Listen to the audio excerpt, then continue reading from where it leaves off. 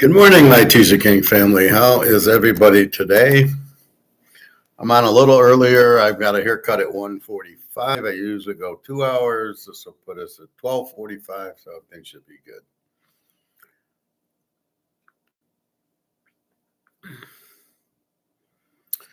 I heard from Daria this morning. She is home.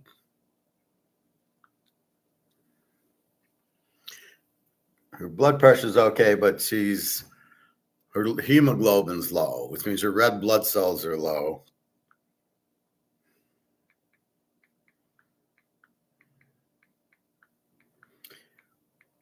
But basically, what you do for that is the diet we're on. The red meat, the lemons, the citrus fruit, the veggies, probably the Celtic salt, citrus fruits and strawberries, blueberries, red meat, leafy greens, vitamin C foods. So the fact that I have lemon and olive oil, I don't have these problems because I have them every day.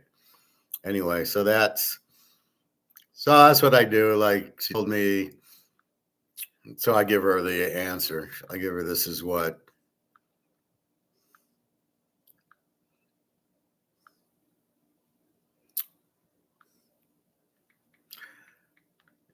So try to help her.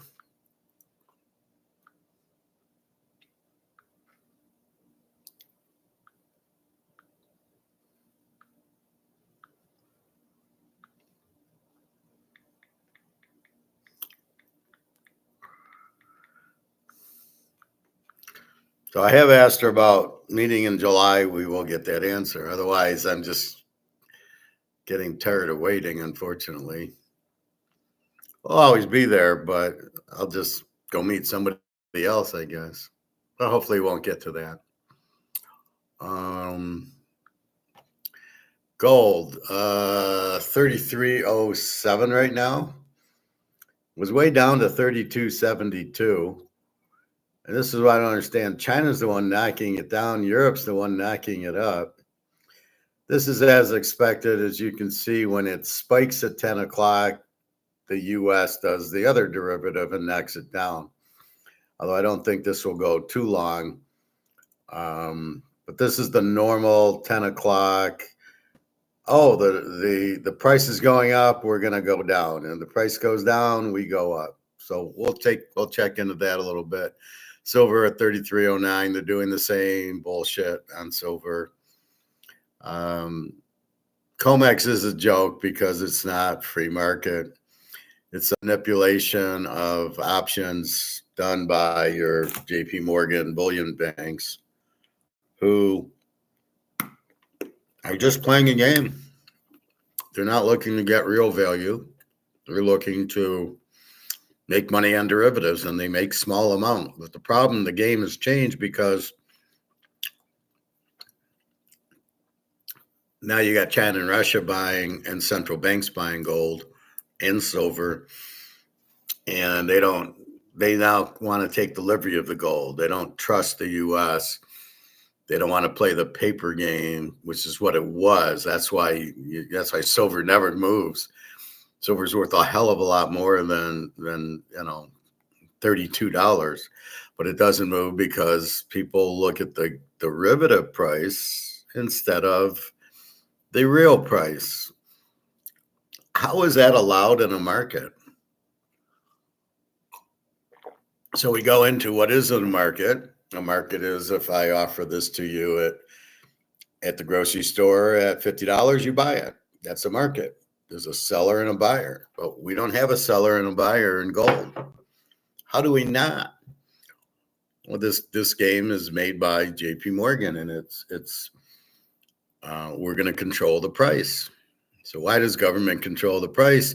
Because Wall Street wants everybody buying stocks and bonds, real estate trusts, because they can make billions of dollars in these corrupt games that are bullshit games. How could you have everybody lose their ass in the housing crisis. How could you even have a housing crisis? Not in the free market economy, you can't.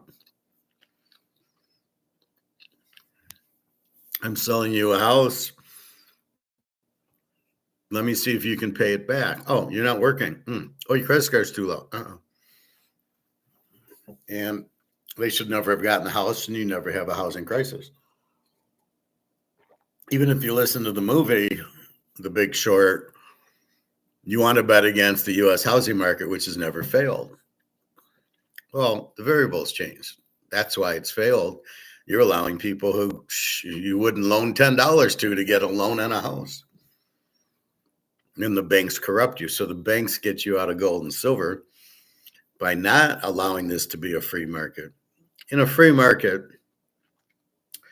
I would think gold would be 15, 20,000 easily, and silver would be 3, 4,000 easy. If you didn't bullshit around with it since, let's say, 1914, if you would have just let gold and silver be like Canadian Club and Coca-Cola, there's no competition. These are basically monopolies, and they would have run to the moon. And this is where Wall Street and the bullion banks have it wrong. They're trying to control it to keep the price down instead of buying it all and letting the price run. They would have made a lot more money in real money than they will with this bullshit of what they do with the bonds and the banks and the stocks and the real estate trust and all that. I mean, all the stocks are just bullshit. And so is the banks are just bullshit. But again, they do the back. It's like when you watch The Gambler in the 1970s movie with James Caan, and they tell the kid, you can win, but don't win by more than 7. And they're struggling to win by under 15. And all they had to do was tell them the other way. Okay, kid, go out. The spread's 8. You got to win by more than 8. And they had won by 50. The kid was the best player on the court by a mile. He's trying to not score. But they always go the other way. So in this case, they're trying to keep the price down so people don't put their money in it. Who the hell does that? That's not free market. It's like raising the price on this to $500 a bottle so nobody buys it, and they all go buy Crown Royal. That's how stupid it is. So that's how basically the banks want you in stocks and bonds because they're more controlled. Your money in the bank, real estate trust, annuities, they make so much money off of you that it's crazy. And that's the problem. They make all these money off of you and they price control it. Anytime it's price fixed, there's no way it's a real price. And that's what we're going to get July 1st we're going to get off of price controls because they'll have to deliver the actual gold and silver. And there's really not that much to deliver. China's been doing their best. I love when they still say, "Oh, China's got 2,000 tons of gold," and you're like, 60,000. Don't talk. If you don't know what you're talking about, please don't talk about it. I love putting the comments into their videos, just putting a knife in, going, "It ain't 2,500 or 3,000 tons. It's 60." If you're going to report properly. A lot of China's shadow banking. The military, it's not just necessarily the central bank, and they're quoting central bank, but it's still wrong. Don't quote it if you don't know. So that's the big change in COMEX coming up. The whole principle is to price fix it to get you into the stock market. I know that lady when I was working at Tenneco, she said, "Well, I just sold my silver and bought stocks. Or I bought an annuity," and I just rolled my eyes at her like, "You're an idiot." I said, "You're much better off in silver because the annuity is not worth anything. The money's worthless." But the problem is the way the game's played. What financial planner is going to tell you it's worthless when his income depends on selling you something he gets commission on, which is stocks, mutual funds? I don't know if they get commission on Bitcoin. It appears maybe, but what are they doing? I mean, that doesn't.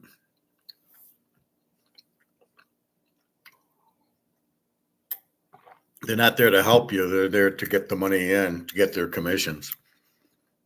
So it's a big bunch of commissions, Wall Street, and a lot of manipulation.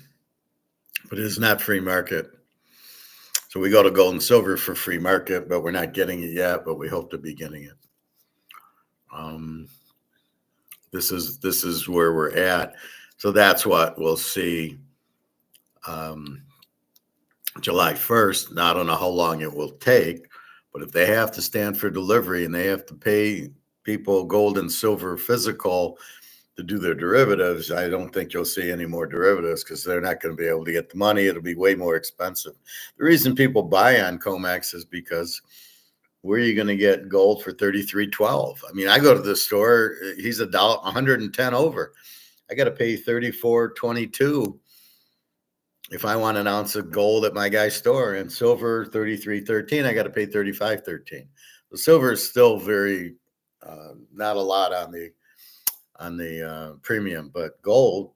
If you want to buy gold and everybody wants it, if I can get it for $33.12 on COMEX. Now, it's normally big countries, central banks, Poland, Czechoslovakia, Russia, China, who are buying it. It's not, me and you aren't going on COMEX to buy. We run to the guy's store and we go and get it. That's the difference. But we're not buying, 1,000 tons, unfortunately. If only we had that money, that's where I would go. So that's what you have in COMEX. It's back to 33.12, which is a good sign. We don't know how low the 10 o'clock drop goes. And here it's now it's 11 o'clock. So we see it went a little bit down from 33.18 to 33.07, but then it's popping. And look at Europe from 2 o'clock till 10 o'clock. It just went from 32.72 to 33.18. So it's nice to see it. Yeah, it's weird because China normally is the buyer and Europe's normally the one dropping it. And now it's all China's selling and Europe's buying and the US seems to be buying. And nobody can understand. Nobody understands COMEX. It's really strange. That's why the US is buying gold, is to cover these shorts on COMEX, not to have some sort of gold backed currency or anything like that. That's not why they do it. Okay. So I always like to start off with gold and silver.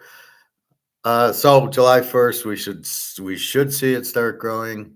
These people that say COMEX is not going to be Basel III by July 1st are misinformed. The people that say it's stages are misinformed. It's July 1st. It's coming, and it will definitely force them to cover the gold and silver with physical, which will definitely raise the price. But the price, if you would just get out of it, would go through the moon. The fact they're trying to price fix it, it's still going. All right. Let us go to, well, let's see. It's 10 o'clock. It's 11 o'clock. Let's see what the Dow's doing. And the Dow is up $76. This is just algorithms that are making this go up based on ETFs. There's no reason the stock market should be up $76. Let's see if it has any type of comments in here.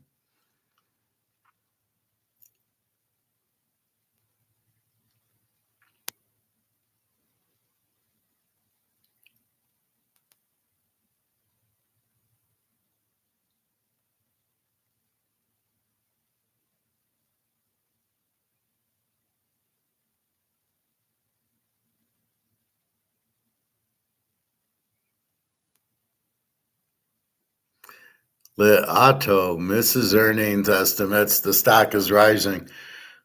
Why would the stock go up if you missed earnings estimates?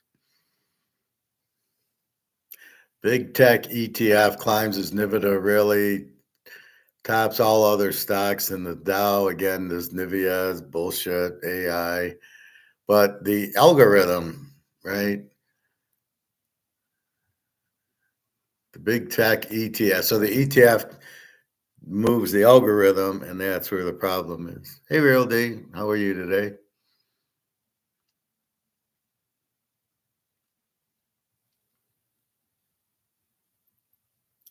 Elon Musk has finally gone from Washington. I'm not sure what the hell he was doing there. All right. Let's go to sports.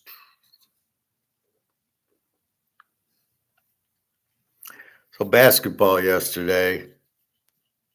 Oak City kills Minnesota. Very small play in Minnesota. It wasn't an aggressive play. Um, they had won. They had won the 2 games ago. Then last game was a 2-point game. You're getting 8.5. You know you're going on the road. So we weren't betting. We weren't jumping on Minnesota.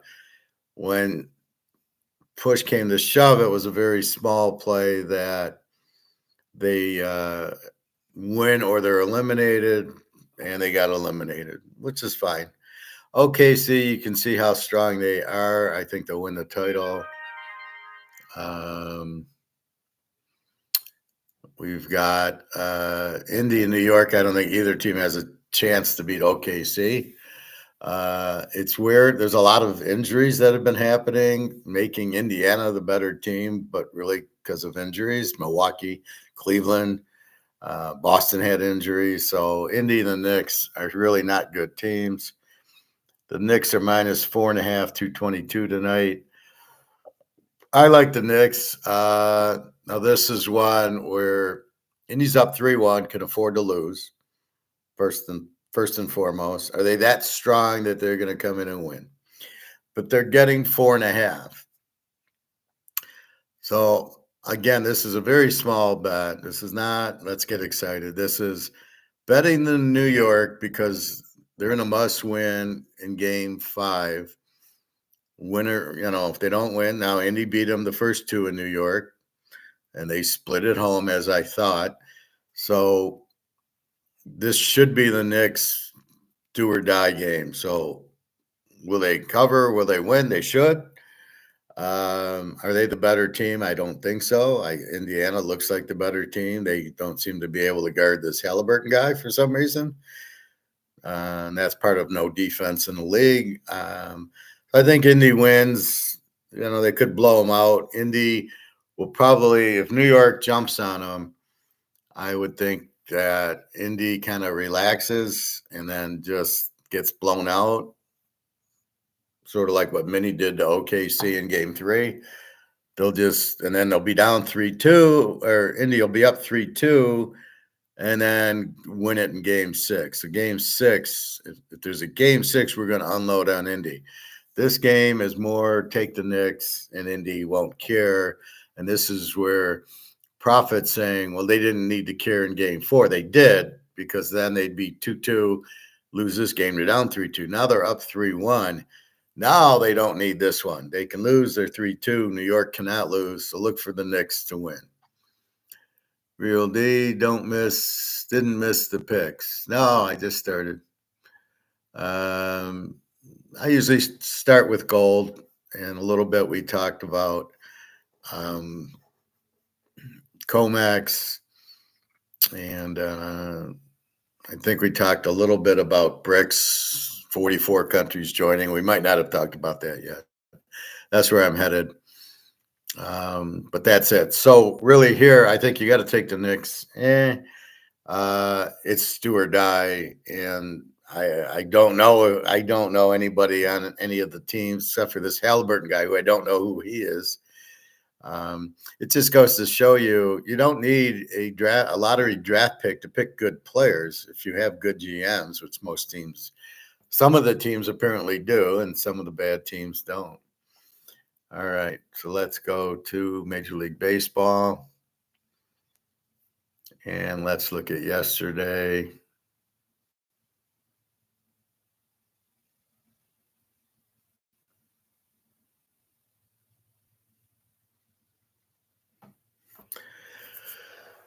We had a big day yesterday. Minnesota under 8 is a winner. They lose 5-0. Where did they go? But 5-0. The White Sox beat the Mets. I do have the Mets. I'm not sure how the White Sox beat anybody. 9-4. What the hell? Even a blind squirrel catches a nut once in a while. There's no way you're going to lose every game, so you're going to win some. It's just a pitching matchup. We have Milwaukee over Boston. Milwaukee wins 6-5. It is high scoring, 10 innings. Detroit 4-3 over the 49ers. I did play Detroit. The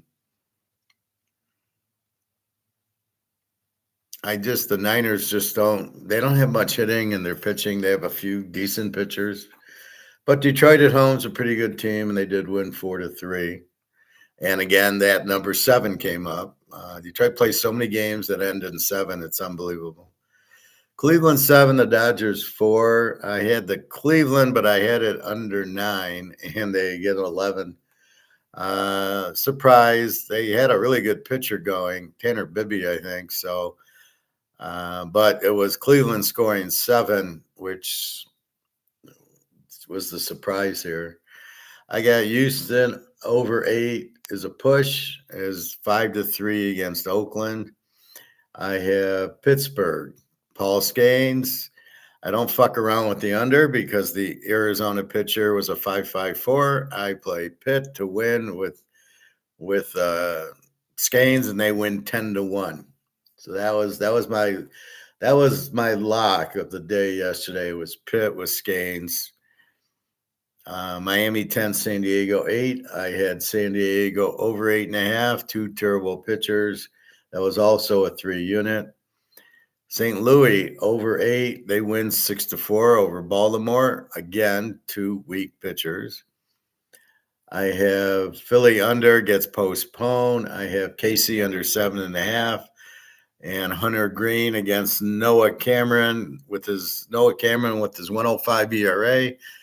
And they get 2 runs, and KC Hunter Green, who's really good, gets 3. It was a beautiful 105 ERA against 2.63. We go under 7.5, and it's a 3-2 game, as we would expect. That's the expected outcome when you got 2 low ERA pitchers going against each other. Now, again, it doesn't always happen, but that's what's the expected.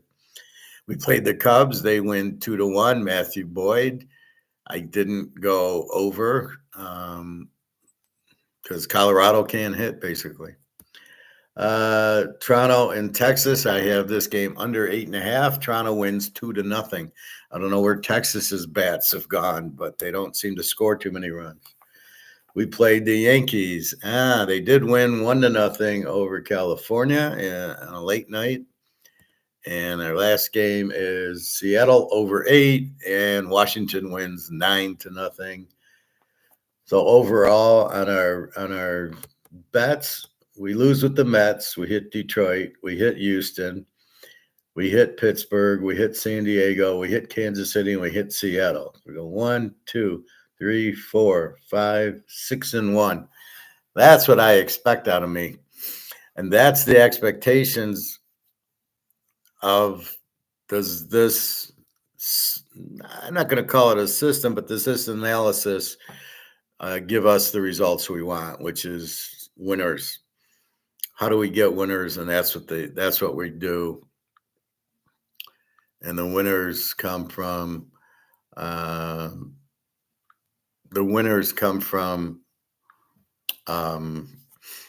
looking at the starting pitchers and hoping they go 7 innings.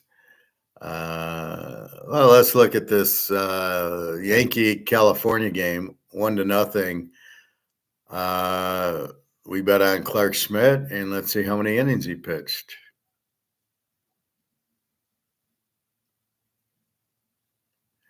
He pitched 6 innings, gave up 4 hits, no runs, 1 walk, 4 strikeouts, 3.95 ERA, which would go down after 6 innings of shutout ball.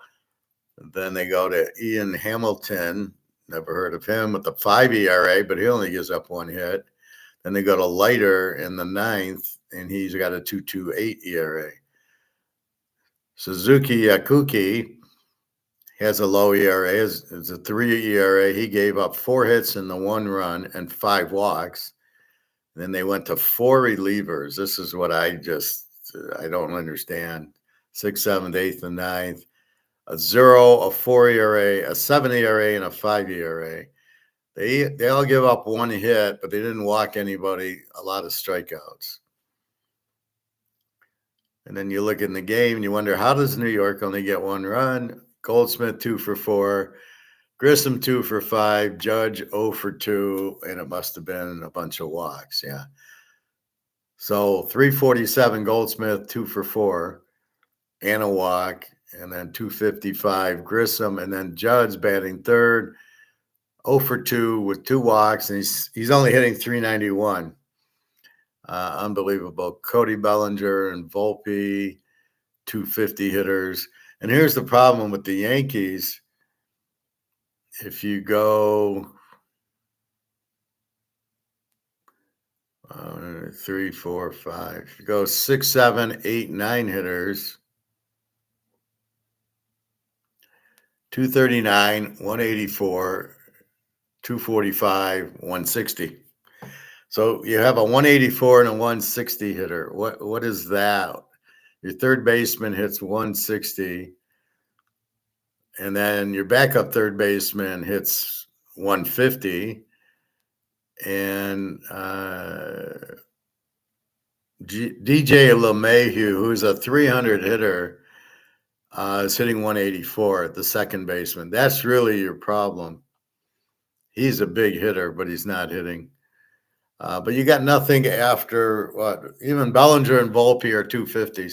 So you wonder, how do the Yankees only get 1 run with Goldsmith at 350 and Judge at 400? And once you get after Volpe, who's a 250 hitter, so they're about 5 hitters deep, and then it's 170, 190, 200. Your third baseman can't hit 170. I mean, really? He must be a hell of a good third baseman. And then you look at California getting shut out, and California gives you leadoff hitter 280, and then the second hitter 270. Why would you bat your third hitter, your third baseman hits 228? The backup third baseman hits 180. And then you pinch hit with the guy who hits 194.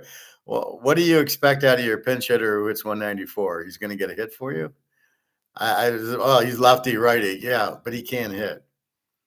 Then you got a left fielder hitting 218, a right fielder hitting 220, a DH is 260, and then the catcher's 200. The center fielder's hitting 111, and the second baseman's hitting 222. And this is why we bet under on California a lot, and we can't figure out the Yankees. They don't have a lot of hitting, and that's really where the problem is.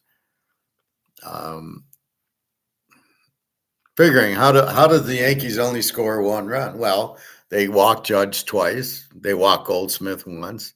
This is what I would walk. I would walk Judge every time. I'll pitch to your 180 hitters. Thank you very much. I mean, how you pitch to the guy, I don't know, because they don't have protection. Their fourth hitter hits 250. Their fifth hitter hits 250. It's not like Mantle and Maris where you got big hitters.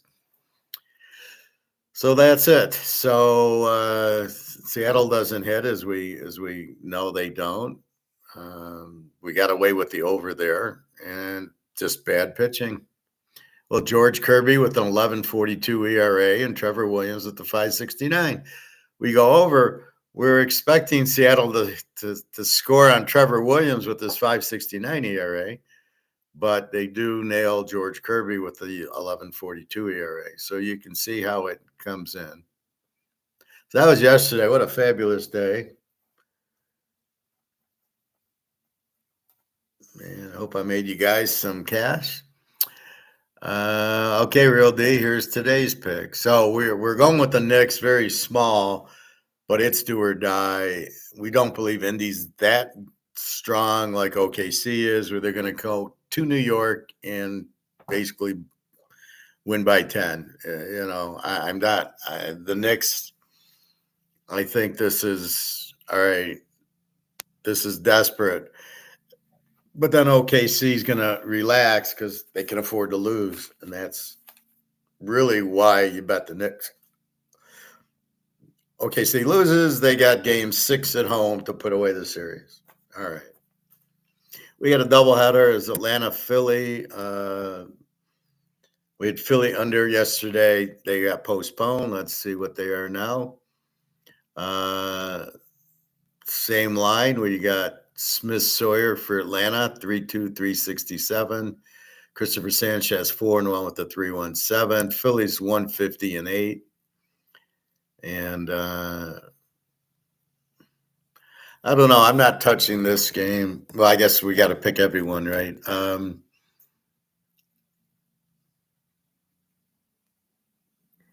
Well, they both hit so well. It's hard to go under here. We'll go over 8. We'll go Philly over 8. We're not going to bet it. I don't like it enough to bet. That's the 1:00 game. And I hate these second game of the doubleheader at 6.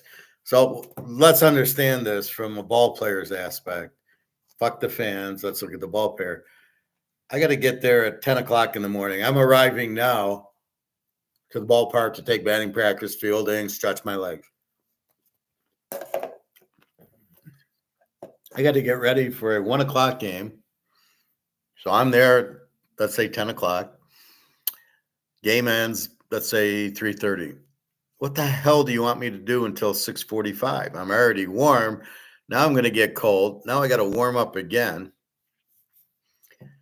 And game ends at 9 o'clock. So I'm there 12 hours. What are you fucking me for? Game 2 should be right after the first game. So if the game ends at 1:05, ends at 3:05, we should start about 3:45. It makes no sense to get your players cold. You're risking injury. So the fans, so let the fans, it's a Thursday. Let the fans watch a doubleheader. Are you really going to get a lot of people to come to see? If you did that, you might sell a lot more tickets at 1:00 because you're getting a doubleheader. Now, well, I have a choice. I probably won't go to the 1:00 game. I'll go to the 6:00 game and go to work. So you really add no value by having this game at 6:45. Plus, it really fucks the players. You're exhausted. You're not going to play well. I've been there at the ballpark since probably 9 o'clock, but let's say 10. I mean, at 9 o'clock, you're like, I got a game. Okay, let me get to the stadium already. And it's just very difficult. So I don't see any value with it. Now, the second game that we're betting on, we got Chris Sale. Atlanta's 110, 7.5. Chris Sale, 2-3 with the 336. Zach Wheeler, 6-1 with the. There we go. Now we're going to go under Philly, under 7.5. And that'll be 2 units. And we'll put game 2. So game 1, I'm not really pulling. Game 2, you can see the pitchers, Sale and Wheeler. People will be a little more tired. There should be a shutout in this game. All right, Oakland and Toronto. Toronto 165 and 8.5 in Toronto. Jacob Lopez 0-2 with the 257. Jose Berrios 1-2 with the 422. Lopez 0-2 sounds like a bullpenner. Because I never heard of him, right? Yeah, he's a bullpenner. Well, he's gone 1 inning, 2 innings, and then 7 innings his last time up. How does he get the loss? He only gave up 1 run. That's really weird. Or maybe it's just the team loss. They lost 4-3. He shouldn't have got the loss. So he has one bad game where he gives up 3 runs, but the rest were 1 inning bullpen things. So they need a pitcher. Now he's a starter. They have no idea. Toronto with Berrios, 1-2 with the 4.22. Don't love that. We go to our chart. Toronto can hit. Oakland can hit. We're going to go over in this game. Let's go Oakland over 8.5. No bet, but we're just going to go over. Tampa Bay, Houston. Boy, it's a very light schedule today. Tampa Bay, Houston, we got Tampa 105.8. We got Shane Baz 4-3 with the 4.94. Ryan Gusto, I was going to say Rusty. Ryan Gusto 3-2 with the 4.58. Yeah, we'll go over. Houston over 8. No bet. No, it's weird is Houston doesn't have hitting. They have 3 hitters, I believe. I got 5, but I looked in the box. And again, it depends on the box score and the pitcher. You might have 5, you might have 4. That's what I'm noticing. So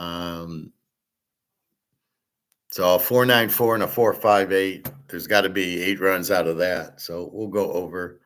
In our last game, Seattle. Washington won 9-0 yesterday. Seattle was favored today, 127.5. Mackenzie Gore for Washington. Not very good. 2-5 with the 3.47. Emerson Hancock, 2-2 with the 5.95 for Seattle. I don't know why Seattle is favored. It doesn't make a whole lot of sense. Total is 7.5. We see they don't really hit. So we're going to just do what we did yesterday, which is Seattle over 7.5. The only game I'm betting on today is Philly under 7.5. Chris Sale against Zach Wheeler. Both aces are going. 7.5 sounds good to me. Game 2 of a doubleheader. They will be tired. And I don't force bets. I could bet on Seattle over or Houston over. Don't really love them. Maybe they win, but I'm not really looking at that. So that's your baseball. Very limited schedule for that. We are near the end of the month, the 29th. Rent's due. I don't know what my rent is. I got new. I think my contract turned over, so my rent is. I think it's $25 more, unless there's some other hidden charges that I have. But basically, I think my garbage might have went up $2, but it's basically rent went up 15, and my internet they call it like some other thing, but it includes the internet. I think went up 10, so I'm expecting $25, $30 more, which is fine. I thought it'd be 200 with the inflation, so I was happy.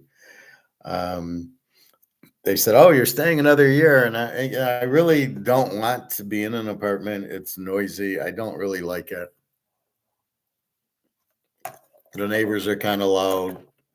I don't like this type of environment. I prefer a house or at least a condo. I was in my brother's condo and I was in the other condo, and at least you have an upstairs. They're really not more expensive, and that was a much better place to stay. My brother's, we had a garage, so you just drive in the garage. And here at the other one, there was no. It was this parking. So yeah, I don't love it, but I got to be patient because had I bought a house, I'd be getting killed when the housing values crash. So I remember some guy yelled at me, "Oh, how smart can you be? You're in an apartment or in a condo or something."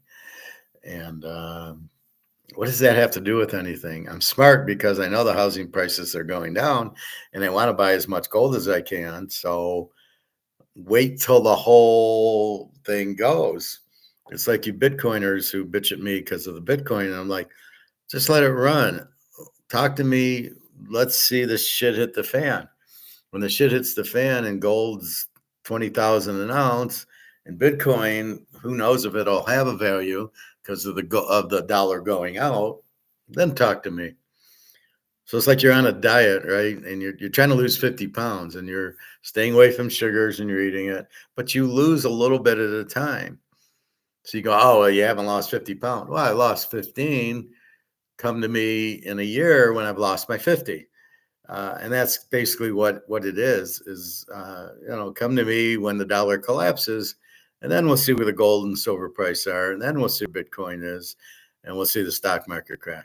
The stock market has no business being up, but what happens is they made a lot of rich people, and they don't know what to do with their money, so it's in stocks, which is why the market's up, because it's like betting. It's like these live bets in a football game, and Mahomes is down 20-10, and the smart money is on Mahomes to win the game, but everybody's bet. Oh, look, Baltimore's up 20-10. We're gonna keep betting, so everybody keeps betting Baltimore because they're up 20-10, and we're betting on Mahomes because we know he's going to win the game. And wait till the end is what I can say. It's just like a game. Let the game play. Then we will see. So that's my point. The Knicks tonight, not too big. Philadelphia under 7.5. 2-unit. You could go 3 because there's no other game if you want to. Love the pitchers. Sale's been pitching very good. Wheeler is 6-1 with the 2.42. Atlanta's not hitting him. And you got 8, so I don't see this getting over 8. The question is, the pitchers, will they pitch 7 innings or 6 innings? If they pitch 7, you should be fine. And even though now with the relievers, they come in for 1 inning, I mean, it's a joke. And they probably have it down to a science. Oh, if it's this part of the lineup, Joe goes in. If it's the other part, Phil goes in. So I can have my weak reliever go in to face 7, 8, 9, and my strong reliever come in against 2, 3, 4, which is probably what they do. Because some of these, why is the 10 reliever? Why is he even in the major leagues? And then why is he even pitching in in this game? So that's your baseball, and we got the weekend coming up. It's weird. It's usually Memorial Day is usually Monday, but it's the last Monday of the month will be June. So it's just a fluke because usually Memorial Day is right around now. So 30th is Friday, 31st is Saturday, 1st is Sunday, 2nd is Monday. Social Security is the 9th. No word on Ford, but I didn't think I'd hear from him this week because it is a holiday week. Even though Memorial is Monday, it's still holiday week. And a lot of the times these people take the week off. I know I did when it was a holiday. I'd wrap that around because you save a day of vacation for the holiday. All right, that's baseball. That's basketball. Let's see if there's anything new in the NFL. And you know what? I might. I was going to do college on its own separate one, so I'll keep to that. Anything in the NFL?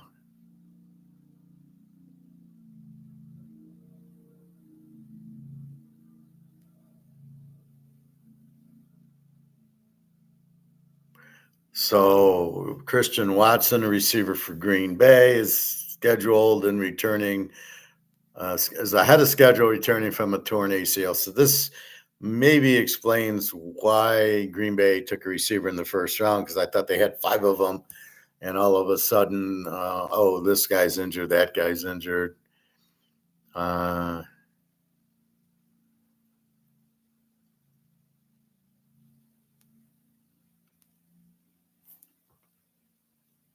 Ticket sales pause for NFL London games due to ensure genuine fans can purchase the tickets. Are there any genuine fans in London wasting their money on Jacksonville, Tampa Bay tickets? That shows you it's all bullshit. The people in the stands have been given the tickets for free, and they go to the game and they could give a shit. I mean, that's I have to pay people to come to the games. That's the interest in London. Germany, there's no interest. I remember I was there and they said, we don't care about NFL. Joe Flacco shaves that question about mentoring young quarterback Sanders. Why doesn't he just hire Joe Montana or something? I mean, that's not up to the Browns to do that. That's up to prime time to get him a quarterback tutor, which you would have thought he would have done at Colorado. Caleb Williams' response to claims he wanted to avoid Bears. So he didn't want to go to the Bears, but what could he do? Justin Harbaugh on decision to cut Justin Tucker amid sexual misconduct. I can't believe they cut him because of that. That's ridiculous. TJ Watt's looking for contract extension.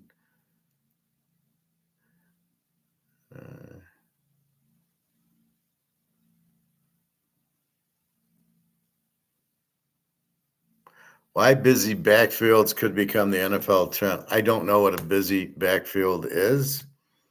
Sounds stupid to me. Can Cam Ward change the culture in Tennessee? Absolutely not. They'll probably say yes, but there's no way.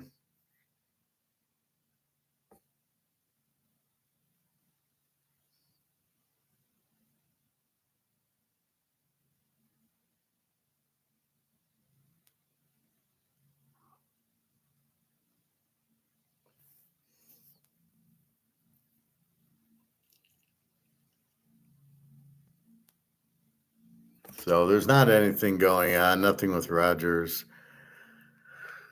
All right, so nothing in football.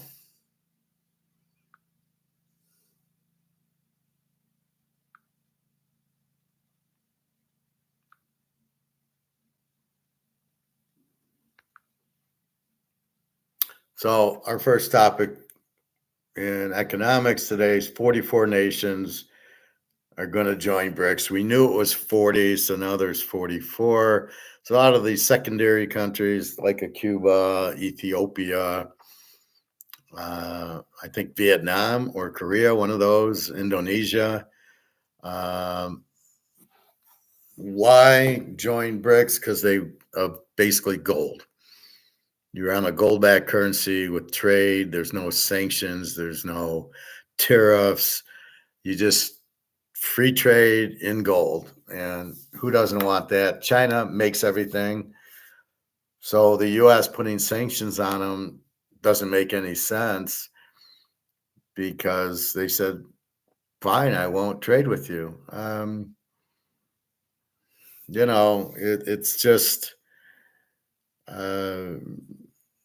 it's like flying to Europe, right? If you fly to Germany and it's $2,000 and you fly to Amsterdam and it's $1,000, where are you going to fly to? You're going to Amsterdam. You're going to not pay more to go and they're really close together. So you could drive to Germany if you needed to. So that's kind of what you're doing with this. You're just saying, the U.S. wants to pay off their debt with sanctions, and China makes all the goods. And if China makes all the goods, we're going to tax them to sell it to us, which makes no sense.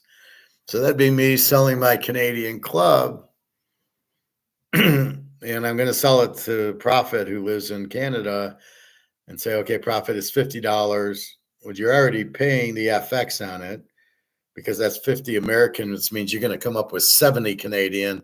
But then I'm going to tariff you, or I'm making it. No, so if you're selling it to me, then I'm going to put a tariff on you. So it's going to cost you more to sell it to me, which makes zero sense. Who's going to buy it? Why would you sell it if your costs go up? So you're going to sell it to Brazil instead of selling it to the United States. Well, we're the biggest market. Well, I don't care. I don't make money in your market because you've driven my cost up. And that's the problem with the tariffs. You drive the cost up. So people join BRICS and they go free trade, and it's all gold versus gold. And that's the difference. So do I really care who I sell to? No. Do I have to sell to the US? Well, let's see. No, they're driving their my cost up with tariffs, and then I get this. Now, do you know why China and Japan have the highest um, T bills? Because there is no trade imbalance, first of all. So when they do trade with us, they trade us computers, we give them money. It's a very even trade. Computers for money. And when we do that, then they got all US dollars. And what are they going to do with US dollars? Well, they go and buy treasuries because they can't do anything with US dollars in China. They only can spend yuan. So China then buys the T bills and said, okay, that's fine. We'll buy treasuries with your money. We'll keep sending you goods and making trillions, selling Nikes and iPhones and cars to you. Then the problem is that, well, wait a minute, we're buying treasuries, but they're not worth anything. But that's why China and Japan are the leading ones. Japan sends cars, and we buy the Hondas and Toyotas, and so they got all this comes back as US dollars. It's amazing that they'll talk about a trade imbalance and they don't even understand it. This is why I question this Scott Simpson guy, because he doesn't even understand it. Have you ever heard of trade imbalances before this? Right? Does this ever come up in the news in the last 10 years? Trade imbalances? I never heard of it. There is no such thing as a trade imbalance because, again, if I trade somebody and I trade them Canadian Club and I get back money, that's a fair trade and it's a even trade because I've gotten money and you've gotten whiskey. That is a perfect trade and that is a balanced trade. Oh, wait, we're just talking about goods. So I'm supposed to trade him. He gives me a Canadian Club. He's supposed to trade me some good and make it even. It's supposed to be even. Well, what kind of logic is that? That's incredibly stupid. So there really is no trade imbalance. It's just when we buy your goods, we're giving you US dollars. So that's really what it is. And then it's not anything at all. It's just um, you're getting that money. You choose treasuries. Now you're getting uh, off the treasuries, but you realize the treasuries are inflated and the money's not worth anything. So you're selling the treasuries and you're buying gold. So really what you've done is you've sold Nikes and iPhones for gold is basically what you're doing. And it's basically what I do. You pay for Teaserking, I go buy gold. I get a paycheck, I pay my rent, I go buy gold. And that's what I suggest everybody to do with any type of money that you get in. If it's a little bit, go buy silver. If it's a lot, go buy gold. And then you're set and you don't have to worry about the inflation and the control and all the other stuff. So that's really, there's no trade imbalance, but that's why 44 countries want to join Brics because they don't want anything to do with Trump and with the US and the tariffs and the sanctions and freezing accounts and all this stuff.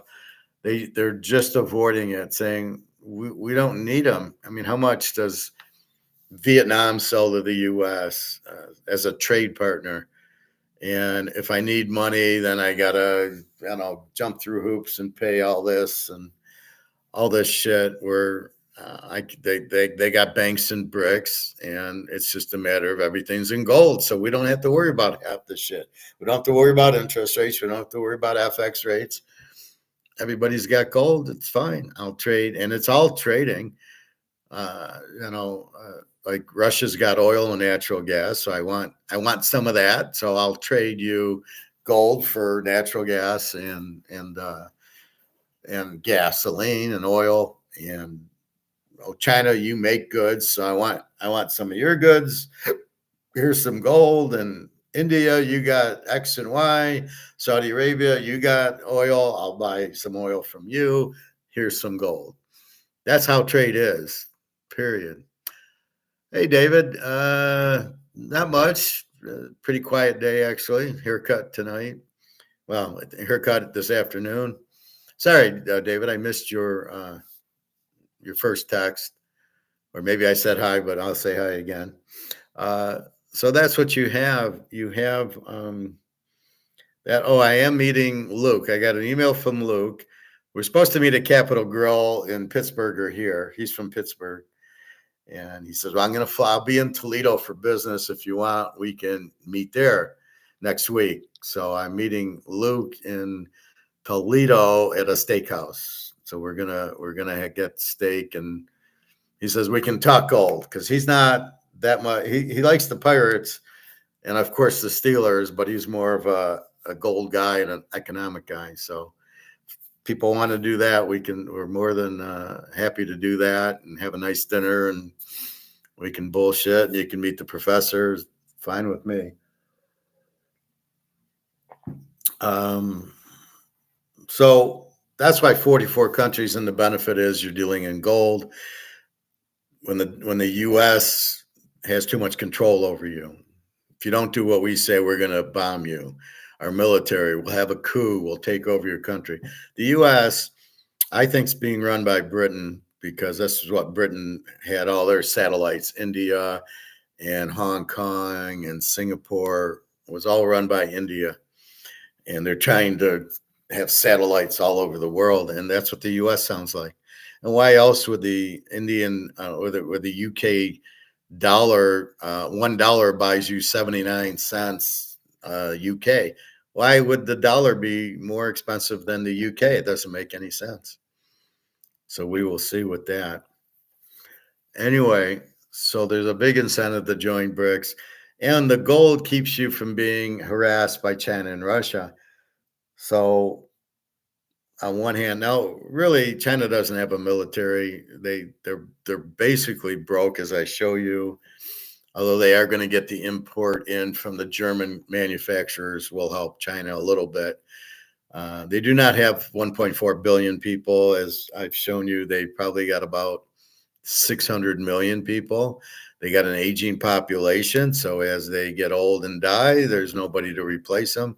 So China's really on the way out. I don't know why they scare you. They do. They don't have a stock market. They don't have Bitcoin. It's strictly it's housing and it's gold. In the housing market, two big firms, Evergrande and I can't remember the other one, both collapsed, and it screwed people out of all their money because they had bought houses, because that's the status. In India, status is the gold. In China, status is a house. And then you can marry the girl if you have a house. If you don't, she won't marry you. And I thought US girls had problems. And so they would buy the house, but they bought it up front, I guess. Here's $1,000,000 for the house. It's 7-to-1. So let's say 700,000 is 100,000. They get the house. They never finished it. So the house is sitting there not complete, and nobody's moving into it. Meanwhile, you've lost your money, which you can't get out because you can't sell it. The housing market is coming down. So if you want a cheap house to live in, go to Shanghai, and apparently there's nobody there. So you could have the whole place to yourself. But I don't know. It's communism, so you got to be careful. It's a capitalist system of economics with a communist government. So they realize that capitalism works to get money in, but communism to control the people. CBDCs in America, in Canada, in the UK, France, Germany, Italy, it will never work. The mafia doesn't want to lose control of dollars because they use it for drugs and women, and whatever else they sell, they're gonna want dollars. Banks are never gonna want to get rid of dollars, and because if they just do CBDCs, first of all, a central bank isn't capable of doing this, and then secondly, so the banks would be basically gone. They wouldn't be able to loan money because it's CBDCs. It's not money that they can Oh, you need 200 grand for a house. Oh, here's a loan, and we give you 200. How are they going to do that with CBDCs? So you basically kill the banks. The banks run the government here, and in most of these countries, the banks will never allow. They might have CBDCs like there be Bitcoin. So if you want, you can buy Bitcoin. If you want, you buy gold. If you want, you buy stocks. But it won't be, oh, it's just CBDCs. Nobody wants CBDCs. There's a possibility of control because there's no communication. You don't know what the fuck it is. I don't want to be told, oh, it's Tuesday, I can't get gas. I don't want to be told, oh, I can't fly to Europe. We don't authorize that, or whatever it is. You got to drive an electric car. Nobody wants that. So nobody's going to take it. So my guess is what they're doing is bankrupting everybody. And then they'll then go, oh, well, we'll give you money, but it'll be CBDCs. And then you'll take it because you'll have to eat.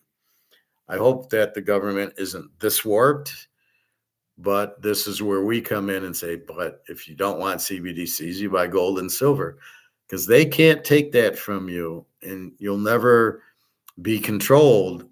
Gold is freedom, as is silver. That's the freedom part. So, understand that's kind of why they keep the price down, is they don't want everybody in it. They want you in stocks where they are controlling you in stocks. You don't know it. You've got your 500K in a 401K. You've got 500,000 in there. You're my friend in Florida, 500,000. So you think that's going to protect you. You think you're protected with it, but then boom, it goes away. Now what do you got? You've got nothing. Well, here's CBDCs. But if you had the 500K in gold, nothing would happen. You'd have the gold and you'd be able to do whatever you want. So again, the dollar will never go away. The mafia won't allow that. And let's not kid ourselves, who runs the country, the mafia. People that don't understand that are just very clueless. Oh, the government they run the bank. No, the banks run the government. You have to be very clear on that. And who runs? Jamie Dimon is a mafia guy. He's not just a bank guy. Who runs most of these things?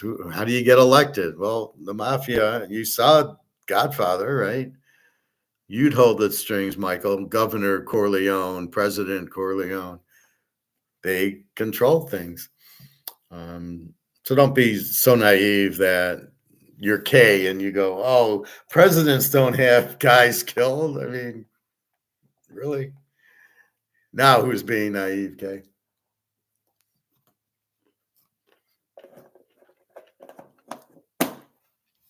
So I don't believe CBDCs will come into Western Europe or the US or Canada.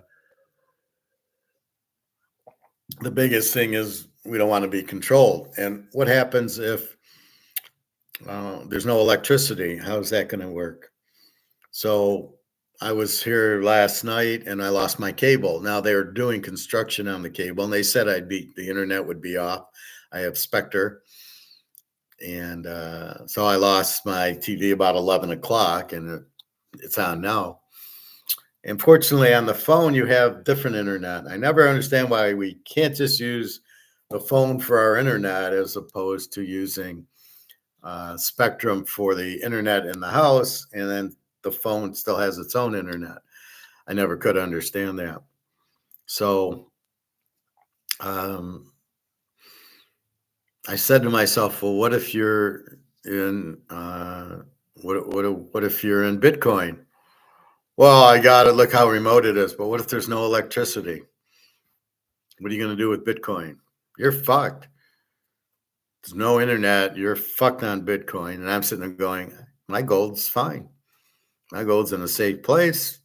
I can go get it. I have gold. So, I mean, that's one of the factors. And if you go between AI and Bitcoin mining, and if we go to electric vehicles, or some people are, but if there's a lot, we won't have enough electricity to run it. And then everybody is fucked if you're relying on on a Bitcoin type of system or a CBDC, a digital currency, you've got to be you've got to be nuts to trust a central bank in the first place and a digital currency in the second place. I mean, first of all, we can't get the value of the Bitcoin. Is it 77? Is it 90? Is it 111? Is it 75? Let's check what it is now. But you don't even know what the value is. And I know I don't know the real value of my gold, but it's let's see what it is right now.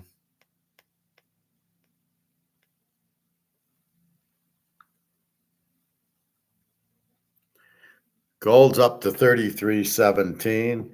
And I know some of you guys think this is going to be 100 to 1, 33.22, 33.17. It's close to 101, but I think that's just,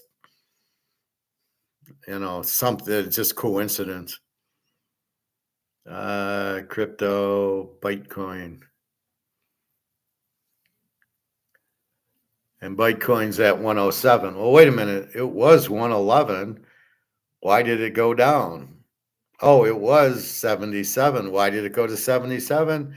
And now why is it back to 107? What's the real price? You have no idea. But then we go here to Bitcoin and we go, well, let me see Ethereum price. Shouldn't all the cryptos be the same price? Oh, Ethereum is 2646. Wait a minute. So Bitcoin's 107. Why is Ethereum 2646? And that's the problem with digital currency. You just simply can't explain. They all should be similar price because they're all the same bullshit digital. And digital to me means it's not real. And if it's not real, then we got, what do I have? And if you want the argument to be, but is the dollar real? Market's at 42. Is this real? Well, yes. My definition is this is real because I can hold it. Right? So this is real. Just like my Stardust. This is real. This is real. I can hold it. To me, if I can hold it, it's real. And I can hold it. And I can hold the euro. This is real. Five euro. This is real. But if I can't hold it, is it real? Now I can breathe the air, but I can't see the air. But I can see that I can breathe, so I know the air is here, or I wouldn't be breathing it. You don't see the electricity, but you see that the lights are on. So it tells you the electricity is working, the lights are on. Bitcoin, is there anything I can do to prove it's really there? No. I can't see it, and I can't feel it. I can't see what it looks like. If you notice, they'll always hold these gold Bitcoins, and they'll always say it's digital gold. Why would you say it's digital gold? So apparently gold's pretty important, but you don't want to say it. So that's really what's funny about it. And there's no way Bitcoin is gold because gold's real and Bitcoin isn't. So it becomes the argument, is Bitcoin real? Yes, it's up to 107,000. Would you pay 107,000 for it today? And if you would, what are you expecting it to do? Go to 200,000 or go to 20,000? And you really have no idea. Nobody does because it's not real. It's at the hands of Larry Fink and Michael Saylor. He's whatever crook he is. And that's what these guys are doing. So, gold, I at least understand. We understand COMEX. We know gold. What do the central banks buy? Gold and silver. They don't buy Bitcoin. And gold's been around because you can't print it, basically. Nobody understands why gold's been around. So they'll all say gold's been around for 5,000 years. Well, it's been around a lot longer, but gold is money, and gold cannot be printed. That's why it holds its value, or the value is really cheap, actually. But you keep pricing it in these new currencies. So gold in dollars is 33.18, but gold in rubles is a different price, and gold in won's a different price. So depending on your thing, but again, it's related to the FX rate, which says the dollar to the won is 7, but if it goes to 8, gold has a different value. So gold's value is all over the place, but you can't print it. And I would be really risk adverse to holding a crypto, anything digital that's not real. How can you call it real? How do you call it real money when it's not? It's digital, and by definition, digital is not real, right? Yeah, the internet's real, but not, digital is not real. Anyway, people can argue that. My argument is I buy gold and silver and fuck the crypto, because I don't know what it is, and I'm not going to risk my hard-earned money and my survival on Bitcoin when, if I'm in gold, I have no risk. So why do I want to take the risk on something that isn't real? All right. So let's go to this. So quickly, we'll look at 44 nations ready to join Brics. I first got in a motorcycle accident. That's when my tooth broke over here. This tooth. We don't care. This isn't a quiet transformation. It's an eruption, a tectonic shift that's unfolding beneath the surface, waiting to explode into a new era. And it's happening right under our noses, in places the West has barely noticed. Let's start where the Earth is shaking, China. For years, Beijing's approach to Brics has been seen as cautious, calculated, even restrained. But the truth is far darker, far more dangerous. Behind the curtain, China has been preparing for this moment for over a decade. This isn't a diplomatic game. They aren't just playing in the margins. Beijing's state-run banks aren't tinkering. They are building a parallel financial system. They've created cross-border payment systems that sidestep SWIFT, completely undermining the Western financial order. And this is just the beginning. China has quietly forged over a dozen trade agreements with countries in Africa, Southeast Asia, and Central Asia. Not in dollars, but in local currencies. On the surface, it looks like trade, but in reality, it's a masterstroke of geopolitical strategy. Preemptive integration. Nations bound to China economically before they even enter the Brics fold. This is not just about trade. This is China pulling the world into its orbit, long before it wears the Brics badge. But China isn't alone. Enter Russia, the cornered titan. Once an economic powerhouse, now diplomatically suffocated by Western sanctions, Russia has made its move. Moscow hasn't just pivoted, it's thrown itself into the arms of the East. Where Europe slammed its doors shut, Brics has torn them open. Russia's role in Brics isn't about ambition, it's about survival. Brics is Russia's escape route, a vital link to new energy markets, uncharted trade corridors, and a coalition of nations willing to thumb their noses at Western sanctions. Pipeline deals with India, ruble-based trade with Iran. These aren't isolated events. These are the first steps in a new world order. Russia isn't just joining Brics, it's helping to build it, creating a parallel global economy where the West has no influence. And Brics? It's Russia's shield, protecting its future in a world that is closing in on it. And then there's Iran, once a pariah, now an unstoppable force in the shadows. For decades, Iran lived under the brutal weight of embargoes, sanctions, and constant threats of regime change. But in the darkness, Iran honed a weapon no one expected: quiet diplomacy. It didn't need applause. It didn't even need recognition. Iran became the master of influence without visibility, and now, as a full member of Brics, it's pulling the strings from behind the scenes. Iran has used its membership to draw in nations like Venezuela, Syria, Sudan, selling Brics not as an exclusive club, but as a sanctuary. A place where regime change has no power, where the dollar's chokehold is shattered. The West may ignore Iran, but Iran has found its home, and it's reshaping the geopolitical landscape with Brics as its platform. So what U.S. has done is they've alienated all these countries. They've coerced and manipulated regime change, military. Gaddafi wanted gold-backed currency for Africa, and they blew him up. And so the rest of the world gets tired of that. They want to be, they want to grow and be successful also. It's kind of like football, where Alabama would be the power in Ohio State, and nobody else could could grow. And here comes Indiana, and here comes Georgia, and none of but they're tired of being down, and they all want to be successful. So that's what you have with a lot of these countries. They want to be successful, but they don't want to be coerced. They don't want a regime change. Look at Ukraine is a regime change. Zelensky was a regime change. They had a Russia guy, and then they switched to Zelensky as the new guy in charge, and he's terrible. But he wasn't elected. He's actually a Russian. He wasn't elected by the Ukrainian people. So, it's hard when the elections are becoming a joke where you can't even vote for your guys. And the U.S. is running, and really George Soros is running a lot of these elections and putting in his people. J.D. Vance is a Soros guy. So a lot of these are problems, right?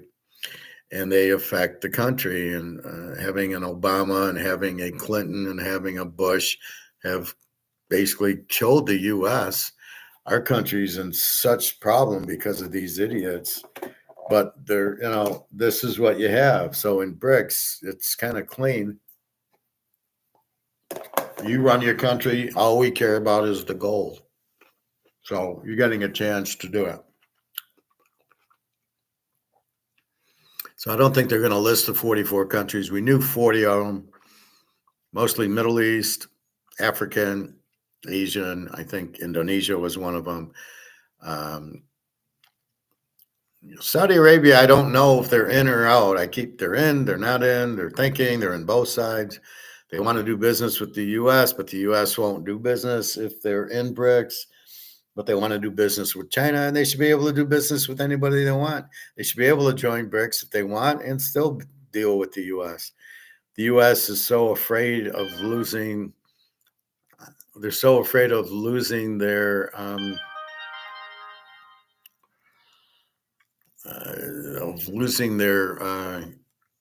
power. Well, if you wouldn't coerce everybody and regime change everybody, you wouldn't have that problem. So the U.S. very insecure country. All right,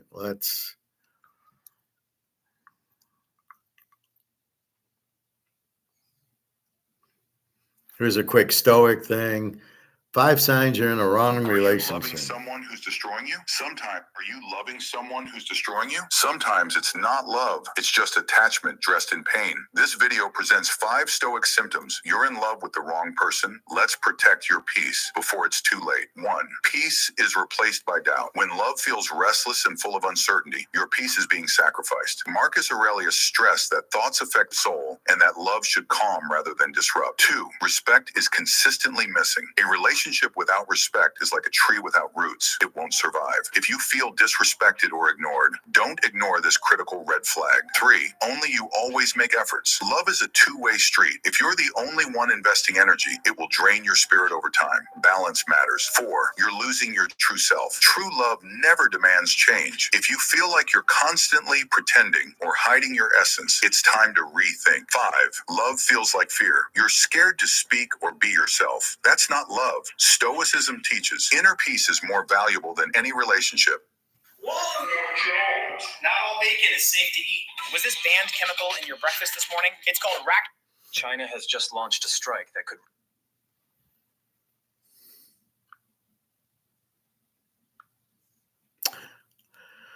So I always like to throw the stoic ones in there.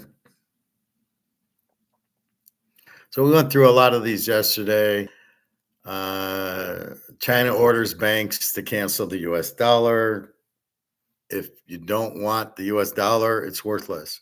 When demand for a product goes to zero, it's worthless. So again, if I can't sell this, it has no value.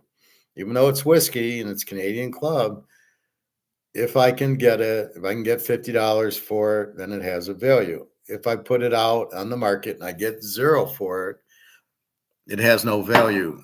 Now, the other thing that happens is there's no market for it.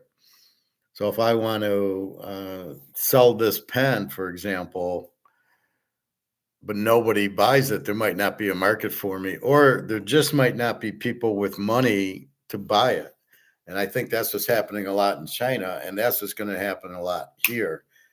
What we do here is we use credit cards. So we don't have money, but we put it on our credit card and we'll pay it later. And everybody does that. And it's not a bad thing to do within reason. Keep it, within reason, you're fine. You'll pay it off later. You just don't want to get the credit card too high. What do you do with the house? You have a $300,000 mortgage. Well, you can't possibly pay it off. It's a 30-year mortgage, so you're going to pay it off over 30 years. So you can't worry about it today. You just make your payments.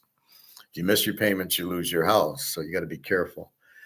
But that's what it is. So there's two ways that you don't have a market. One, nobody wants it. Two, nobody has money to pay for it. So part of my thing with the ribs place is there is demand for the ribs, but they'll only give you 30. So you do have a market for the ribs, but I think it maxes at about 30. If you go to 45, you then don't have them. Nobody can afford it. Your market's gone at 45, but it's there at 30. So in a market, you have to find your place where you can sell it at. So if I sell Canadian Club, if I put this for $20, I'm sure I'd get a lot of buyers. At 30, yes. At 50, yes. At 100, I'm not sure. So at what point do you lose your market? And that's really the key, as I say, to business and everything, is at what point do you lose your market? And that's really hard to say. It's a lot of testing. In other words, well, I'll put it at 50. Okay, I still, like the ribs. Well, he's got it at 30, but if you go to 60, are you still going to be able to sell the ribs? Probably not. The problem is you lose your audience. They go, oh, ribs are $60 there. I'm not going to go. I do buy ribs at a grocery store. The beef ribs, they come like 3 little blocks, and there's bones, but there's meat around it. And at $10, I'll buy it. At $14, I have they're too expensive. But then I don't go back because I think they're $14. And that's the problem when you have something for 10, you market 14, I go, it's too high, and then I don't go back. And that's why you got to be careful raising your price too much and pissing off your customer. At a grocery store, you go for other items, so it's okay. At a meat grocery store, you got to be careful. But if you go to if I go to Kroger's, I go through all the aisles. So I'm seeing pop, and I'm seeing chips, and I'm seeing veggies and avocados and everything else. So if avocados are $4 at Kroger's, I just won't buy them there. And I go to Meijer's and buy them for 99 cents, which is very confusing. I think that's coming from China or Mexico or somewhere. But that's the key point to it. German auto giants flee U.S. because of the tariffs. This is the other problem. You're fucking your market up. When you do tariffs, there's two sides of it. It's like we said with fourth downs. If you get it, it's great. If you don't get it, you lost the game.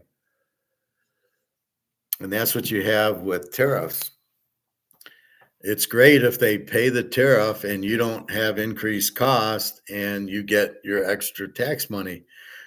But if you don't, you're fucked because you now have increased costs, and then you face the risk of the German automakers and the Japanese automakers leaving the country, taking all the jobs and the taxes they would have paid go out of the country. So the Germans have moved to China. The Japanese, probably back to Japan or somewhere. I don't know if they went to China. I doubt they would have gone to China, but we'll see where the Toyota and Honda go to. But it's going to be more expensive to buy the cars here, even without the tariffs, because they're selling the end item. I don't know if they tariff that also, or if the tariff it's probably on the end item too. So it's anything coming in. So you just made my Camry $35,000. I ain't going to buy it. you're killing your markets. You're killing competition. You're killing the iPhones. You're killing the laptops. Or, everything's going to be more expensive. Who wins there? Nobody. Everybody loses. The consumer loses. The producer can't make as many because his costs have gone up. All because you think the government will get taxes, so you're going to tax it. But you don't tax on that. You that's not you don't get the money by taxing. The whole system is fucked. It is not. I don't tax anybody to buy my football picks. I get the profit in the cost in my selling price. All right, what's it cost me? Really doesn't cost me anything. It cost me the computer. It cost me my Teaserking site. I have an IT programmer change a few things. So I have a little bit of cost, not much, but if I charge too much, I lose customers. And will you come back? I don't know. But my charge that's how I do business is give me $100 a week for pro and college picks. And that price is good. I'll make money at that price. You'll be happy with that price. You'll make money. Everybody, it's win-win. You make money. It's a free trade. There's no tax involved. You buy it. Here's your picks. You bet it. You win. Off we go. Everybody's happy. If I said, well, you got to pay a 25% tariff on the 100, now you got to pay 125, and the 25 is just going out here, everybody loses. I lose because I lose customers at 125. You lose because you got to pay 25 more, which means you got to bet 25 more. I mean, it's a stupid system, and it shouldn't be. And we didn't have it from basically 1814 to 1914. We didn't do this shit. We survived fine, just making money on that. So that's how you got to view it. So with that said, China's ordering banks to cancel 6.1 trillion. German automakers leave. China just made U.S. exports useless. 44 nations joined Brics. So what you have is everybody going gold. You have comex blowing up because they have to physically do. They have to physically supply the physical gold and silver on the option where they didn't have to. So basically, we'll do an option and you sell it, but you're not asking for delivery, and therefore, without the delivery, you don't have to, hey, profit, you don't have to, you just get it in writing. Yeah, I owe you $5. Here it is. I'll owe it to you. But now that you have to take delivery, now I got to send you Stardust. Well, there's only so much. And that's really the problem. It's this, that everybody will stand on delivery because nobody trusts that that your money's good. And that's what'll start happening. Who wants to trade with the US? You might be the biggest consumer, but if your money's no good, I don't want your money. I want gold because I know gold's always good. And that's really what the US is fighting as they're losing their dollar. Oh, well, they just won't pay the 37 trillion. They'll just walk away from it.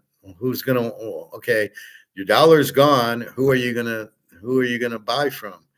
You think anybody's going to want your dollar when you just said, I'm walking away from the debt? Nobody's going to lend you money.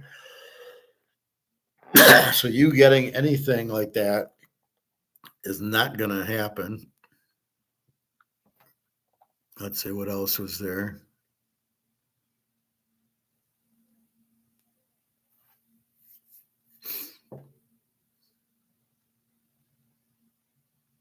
Hitler's secret bankers. I was watching this. They're Swiss bankers, and they find so Hitler takes over in 1932 and he's broke because he never recovered from the 1923 when the Bundesmark was worthless.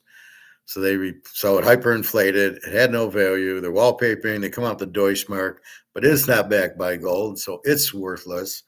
1932 comes. Hitler needs to make an army, and these people here. All seniors on Medicare who haven't claimed their spending card loaded with $3,300 have only. In the heart of Sweden, there's this obscure family that owns industries worth billions, and they control a lot of what goes on in the world. But you've probably never heard of them. Over the course of 6 generations, the Wallenbergs have turned invisibility into a superpower. They grew their. So the Wallenbergs financed Hitler because he needed money from somebody. They're Swedes. They're Sweden. They have some big companies in Sweden.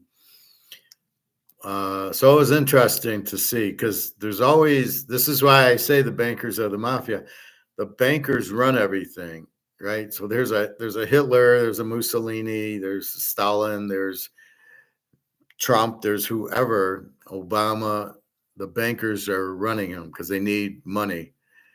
And the bankers, so they're just really puppets. And this is where we've gotten away from government. The government now is a joke. It's run by the military complex, these Wallenbergs, the Rothschilds, all the $1 Million Man, Ted DiBiase. They all run it. Not the so you're not really being governed.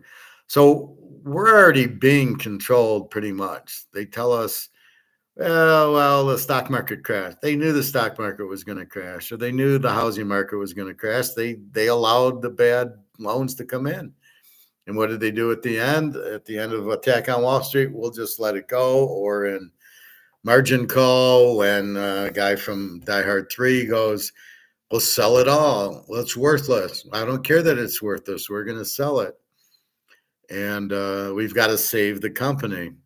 Well, you didn't have to do that to save the company. Just don't pay.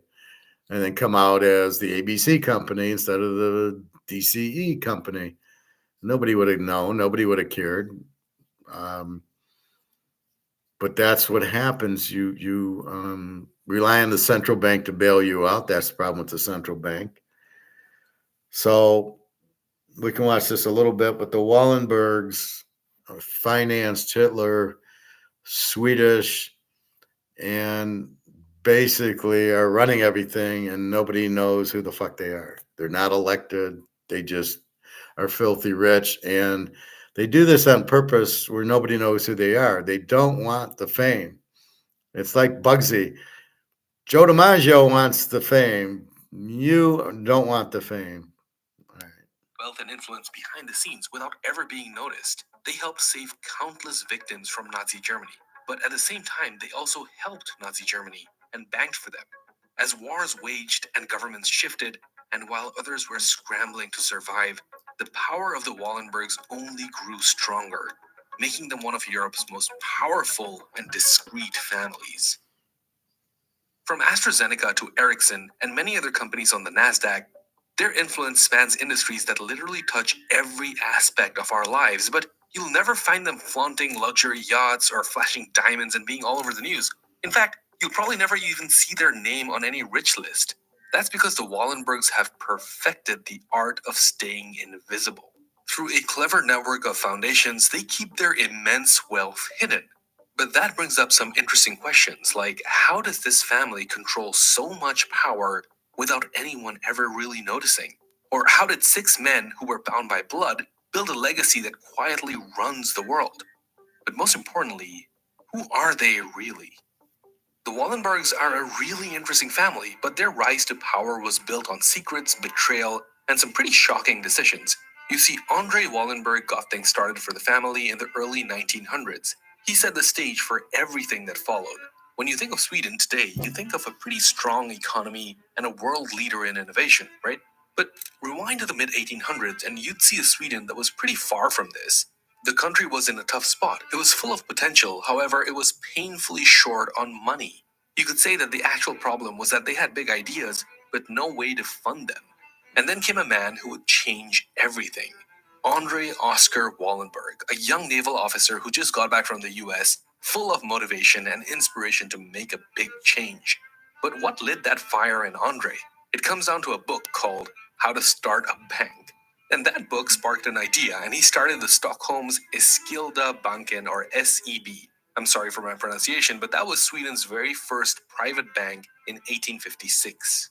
Now, before SEB, it was really hard getting a loan from Stockholm because it would mean heading straight to the central bank. I mean, there was no competition, no creativity when it came to financing.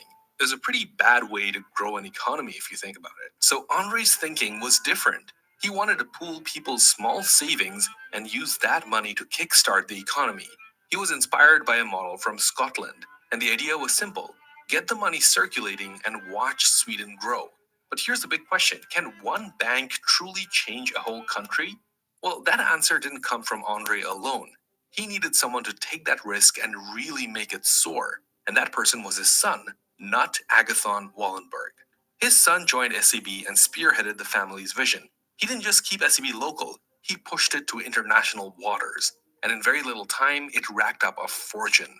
The real turning point came when a new law that restricted banks from holding too many industrial shares came in. So what did the family do? They created this thing called the Investor AB in 1916. It was a move that set the family's future in motion and solidified their lasting legacy in Sweden's economic history. And that's how SEB went global under Nutt. Now, Nutt and his wife, Alice, didn't just sit back and enjoy their wealth they had built. They had bigger plans for Sweden. Being childless, they decided to pour their entire fortune into the country's growth. They funded projects across Stockholm, including the development of the town's Saltsjöbaden. Now, that wasn't all. They understood that the value of long-term impact. So in 1917, they created the Nutt and Alice Wallenberg Foundation. This foundation was dedicated to push the boundaries in research, science, technology, and medicine. That's how their influence spread far beyond just banking. But that wasn't Nutt's only focus. He also became deeply involved in Swedish politics. In fact, he served as Sweden's Minister for Foreign Affairs from 1914 to 1917. With this new role, the responsibility of the family business passed on to his half-brother, who was called Marcus Wallenberg Sr. Now, Marcus never believed in flaunting wealth or living a lavish life. Instead, he was driven by an almost obsessive need to build. Literally, he worked as an alcoholic. I mean, he didn't care much for luxuries. In fact, This explains why I could never feel full. what the fuck are you doing? I'm gonna have some cereal. Literally, he worked as an alcoholic. I mean, he didn't care much for luxuries. In fact, he was known to wear pocketless jackets, flipping them inside out when the fabric began to wear thin.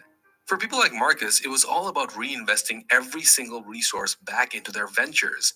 His empire was his focus, and it consumed him. He was involved in pretty large companies like ASEA, which is now ABB, Norsk Hydro, Atlas Diesel, which is now Atlas Papco, Papyrus, Stora Kopparberg, which is now Stora Enso, Scania Vabis, which is now part of Volkswagen, and he steered some of these pretty big behemoth companies through some of their toughest moments.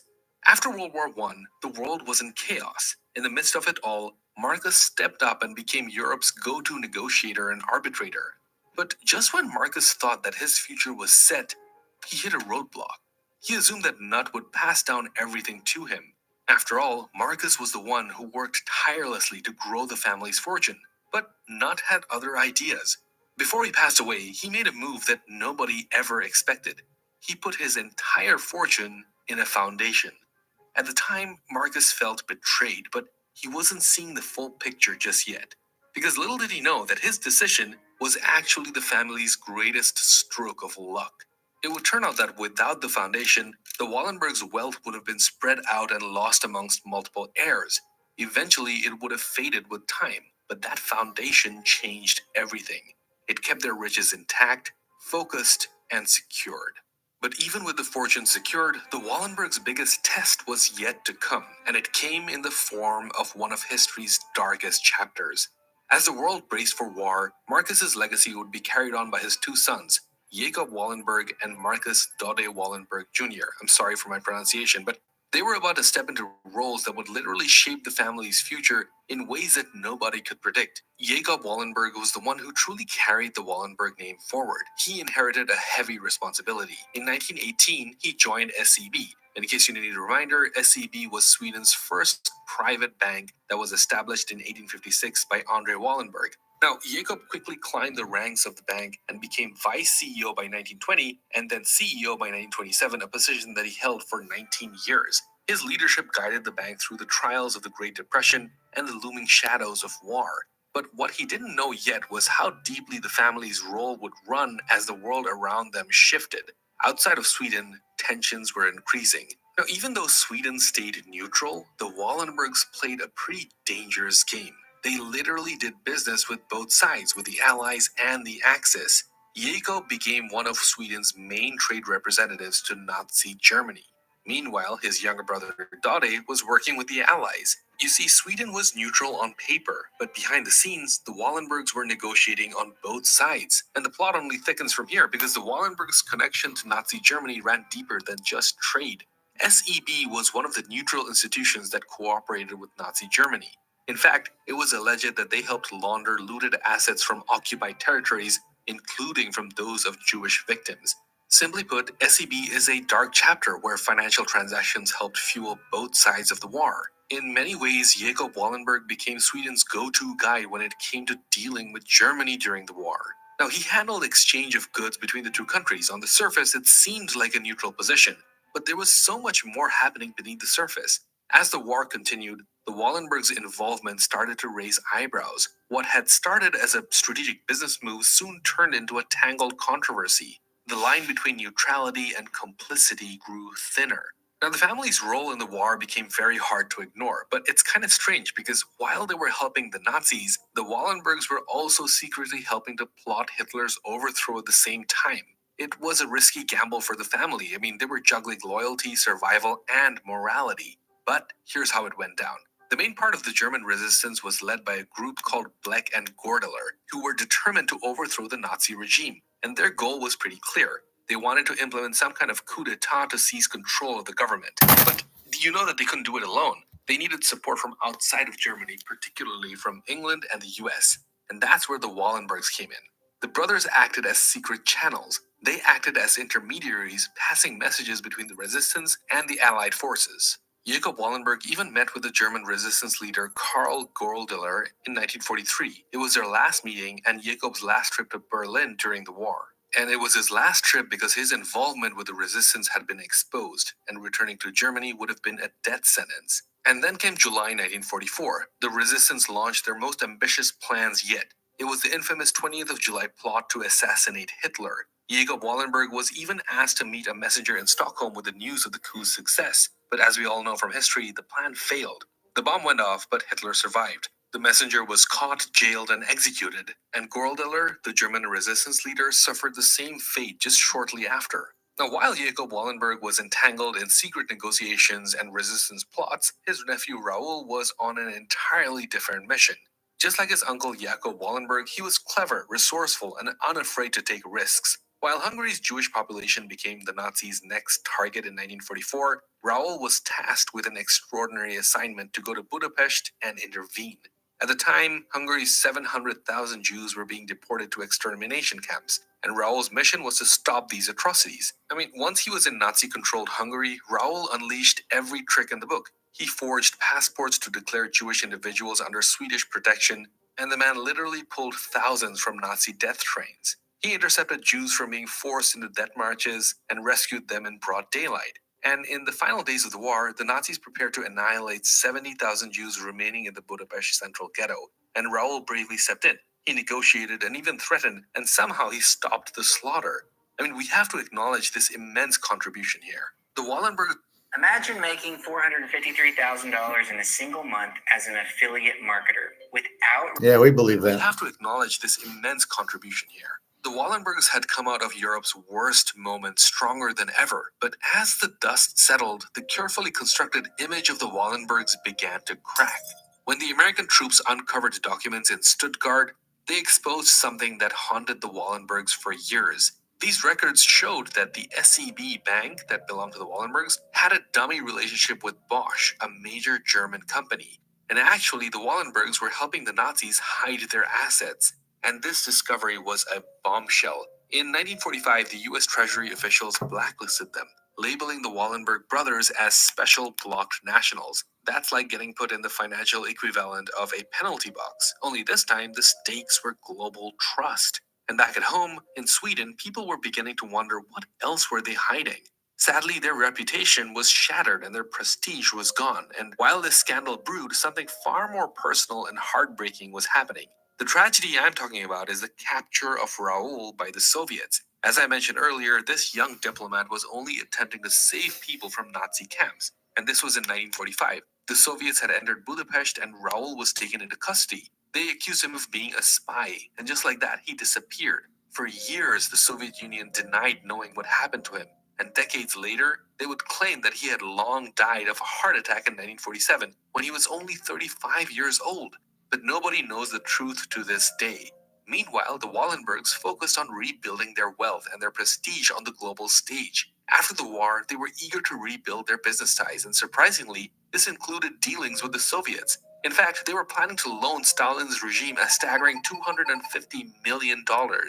Now, I can't help but wonder, but could the Wallenbergs have used their influence to advocate for Raoul's release, or was it just a calculated risk to prioritize business over pressuring the Soviets for answers? I mean, these are questions that are unanswered, but we can only speculate. The Swedish government didn't help much either when it came to Raoul. They stayed silent. It's a tragic and frustrating and a pretty weird story. I mean, a man who saved thousands of lives was left abandoned by the very people who could have saved him.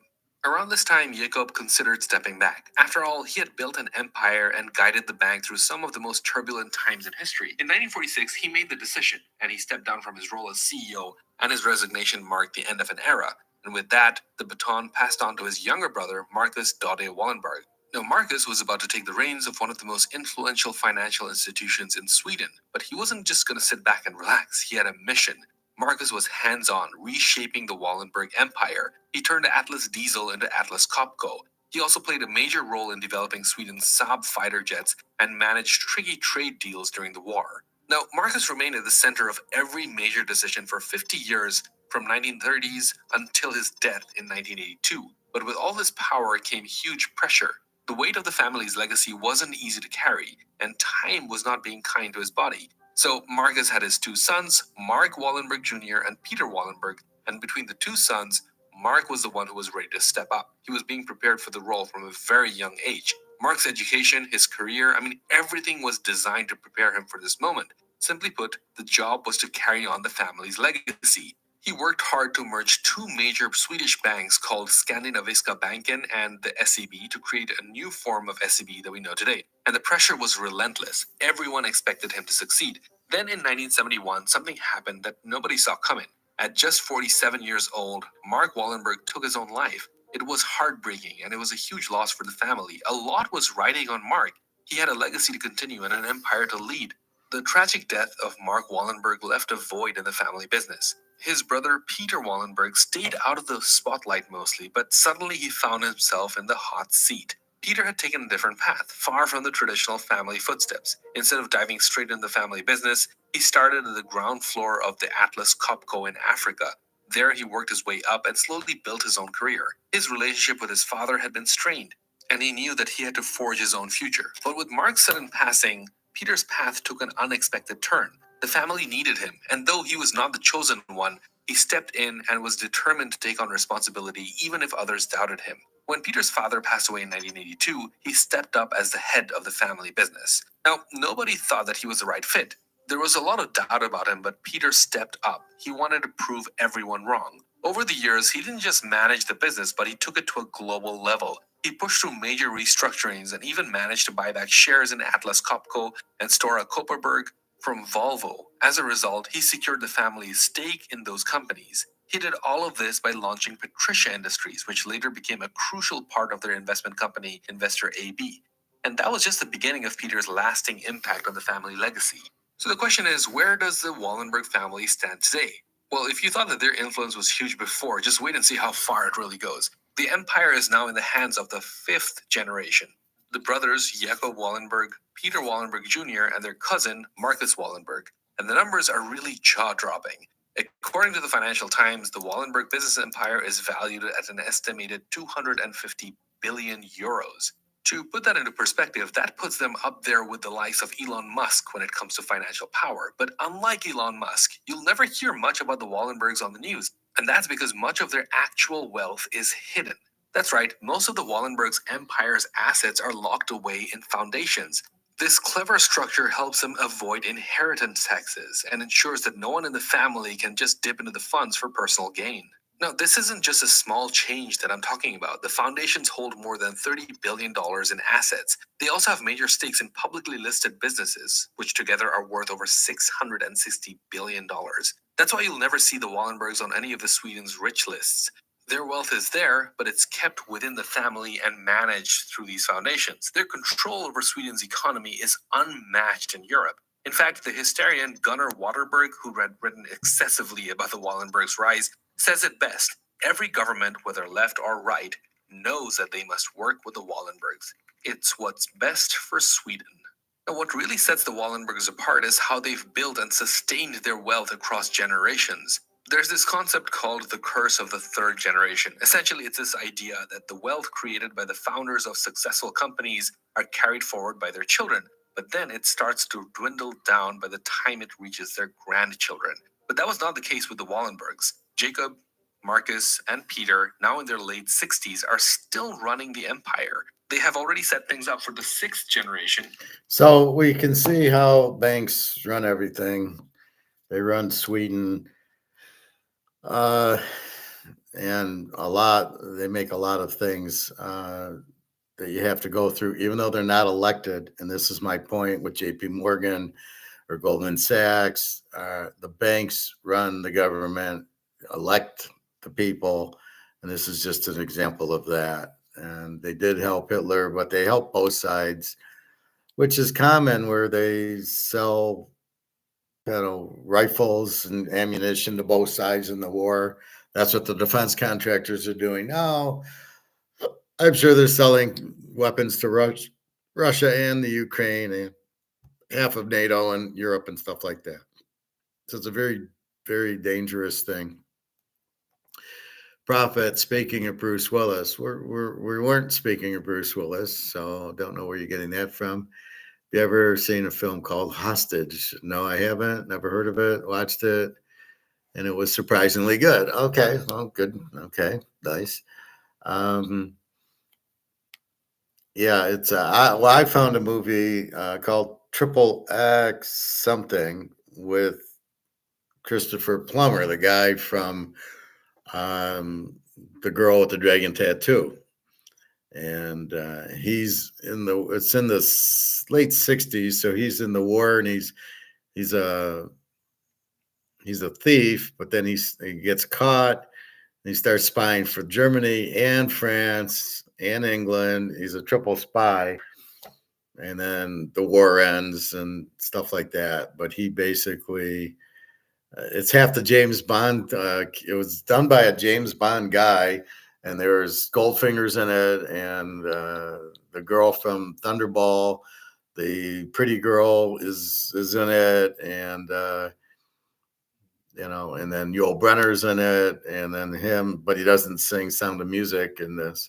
He's actually pretty good. He could have been a very good James Bond, I think, the way he was in this movie. But that's a good movie. It's on Tubi if you get a chance.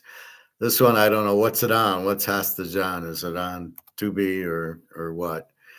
Anyway, so that's what's going on. So you can see how the banks control everything. As I say, they're the mafia. They control the government who gets elected and everything. And that's what everybody wants as Brics, is they don't want the U.S. controlling their things. So the U.S. probably doesn't control Sweden because of this family, and they probably don't control London because of the Rothschilds, so it's always these really rich people that run everything. That's the point I'm trying to make here. So I saw this. I hadn't watched it, so I watched it with you.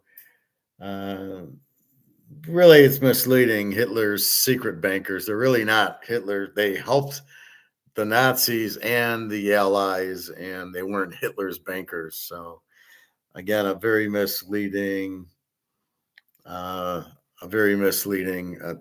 And there's a lot of them there that I watch. Here's one we gotta, did the CIA create Bitcoin? So they'll get you to watch it. I heard it was the Russian mafia that created Bitcoin. Who knows? It's created. Hitler's escape. Totally believe in that he escaped to Argentina. There's proof.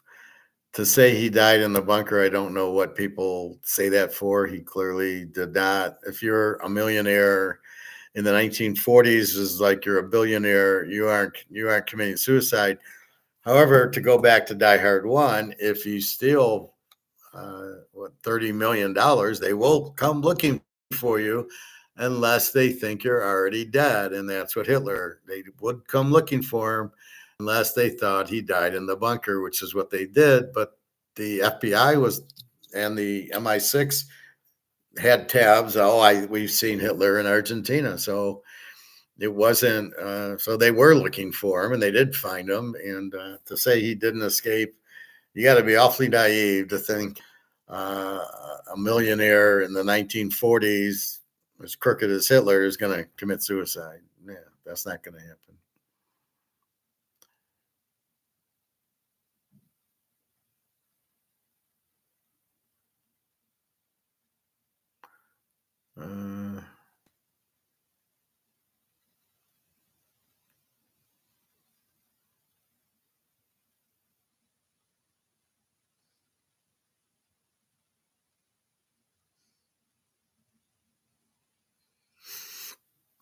I'll have to watch this one. This is perk my interest. The code that controls all money.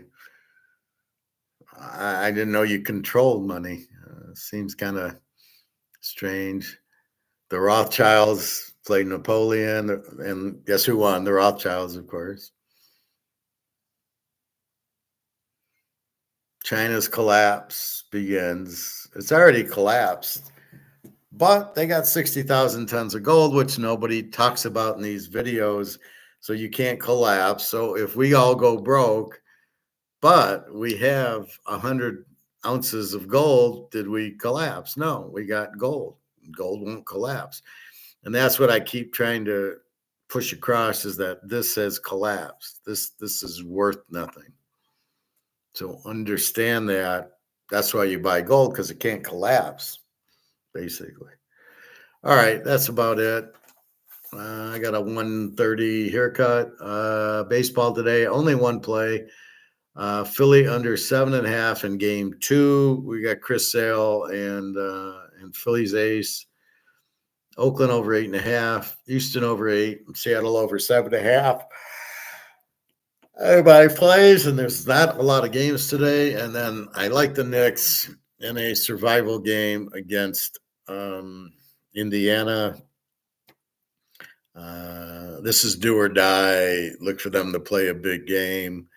They lost the first 2 at home, but then the next 2 were in Indiana. They did win game 3, coming back from 20 down. I think they jump on them tonight. I think the Knicks win. I wouldn't bet a lot on it because they're not that good of a team, but I don't know how good Indy is. I think OKC. Now, you people betting on to win the series, yes, I would bet on OKC. I know Nick does that a lot. That's what I would do. And nothing new in football. I do have week 1 of college. I'll quickly just run through some key games. So we got Iowa State, Kansas State starts us off.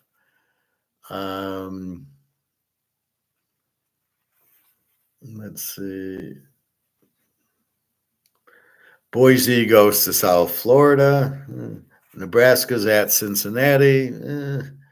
Auburn and Baylor. Georgia Tech goes to Colorado. And as far as I know, Haynes Kings is still there. I'm betting on Georgia Tech. Marshall goes to Georgia. Look for Georgia to be pissed. Their quarterback got hurt. Look for this new guy who played last year to play well. Look at their defense to be better. This is where you want a team like Georgia, whose goal is to win the national title. And they are just total strong defense. Marshall, who are they? But we'll probably bet the game under because it'll probably be lane 25. Michigan hosts New Mexico. Again, Michigan with the strong schedule. Syracuse goes to Tennessee. Tennessee should kill them with the new quarterback from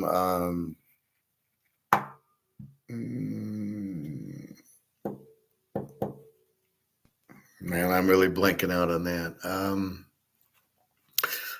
Joey Aguilar. So he was at where the hell was he? It's the Sun Belt team, but I'm Appalachian State, I think. So he's really good, and he'll fit in good with Tennessee. We had Ohio State 3 over Texas. That's the line in Ohio. Over total of 50. Should be a good game. Arch Manning. I don't know why Arch Manning's he hasn't done anything. I don't know why they assume. It's just like Prime Jr. Why they assume he'll be a good pro when he didn't do anything in college. It's the same thing here. First of all, we don't know who Ohio State's quarterback is.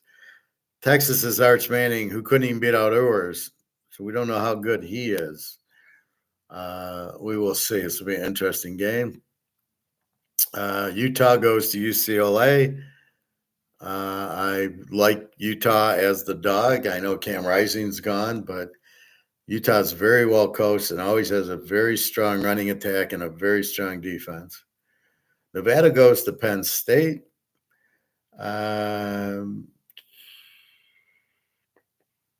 Old D goes to Indiana. Curious what Indiana, good coach.